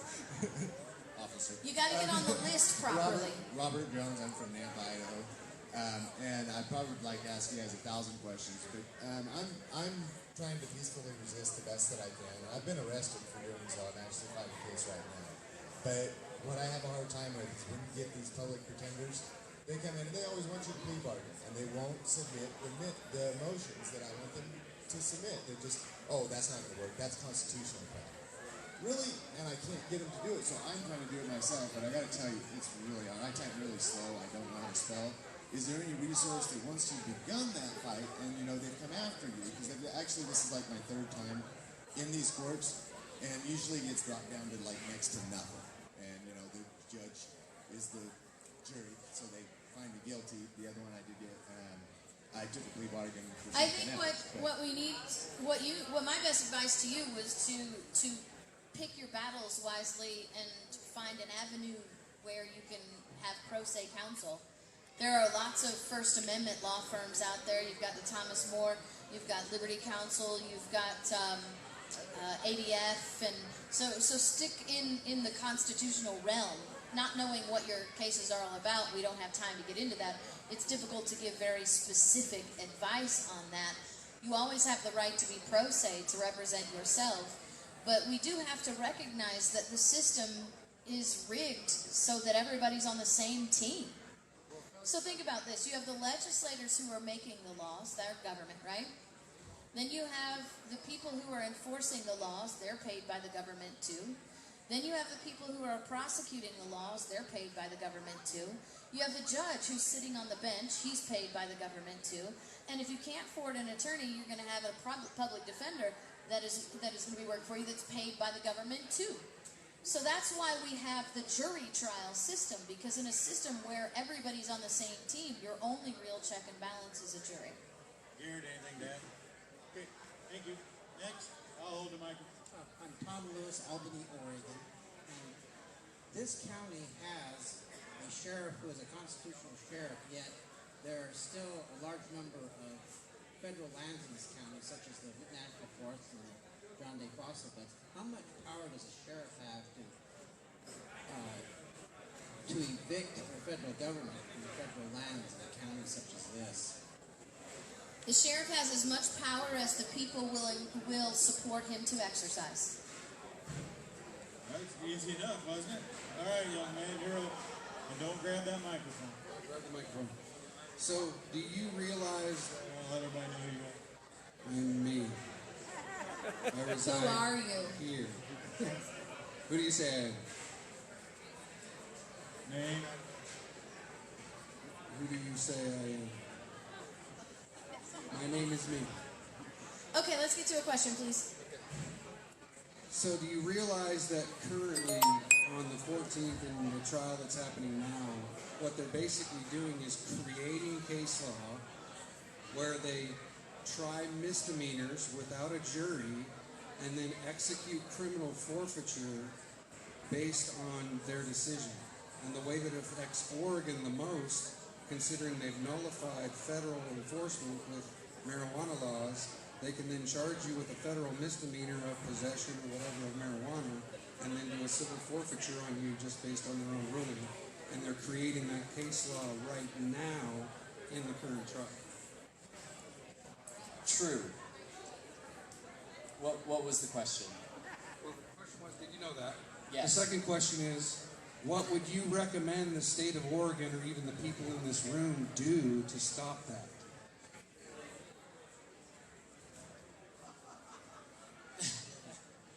Same things that we've talked about before. It really is a stacked deck, and they stack the deck in the favor of the player who holds all the cards. So the only way to do it is get the people involved. It's use social media, whatever it is, flood the courtroom, and flood the courtroom. Flood the courtroom. Get a lot of people involved. Next question. And we were talking up here, one of the things that we need to understand, that impeachment doesn't even have to be successful. The threat of impeachment is a very good tool as well. Problem is we have some people who run around and say, why impeach if we can't be successful? Well, if you never even try, then there is no threat. So Thomas Jefferson, he talks about the involvement of the people.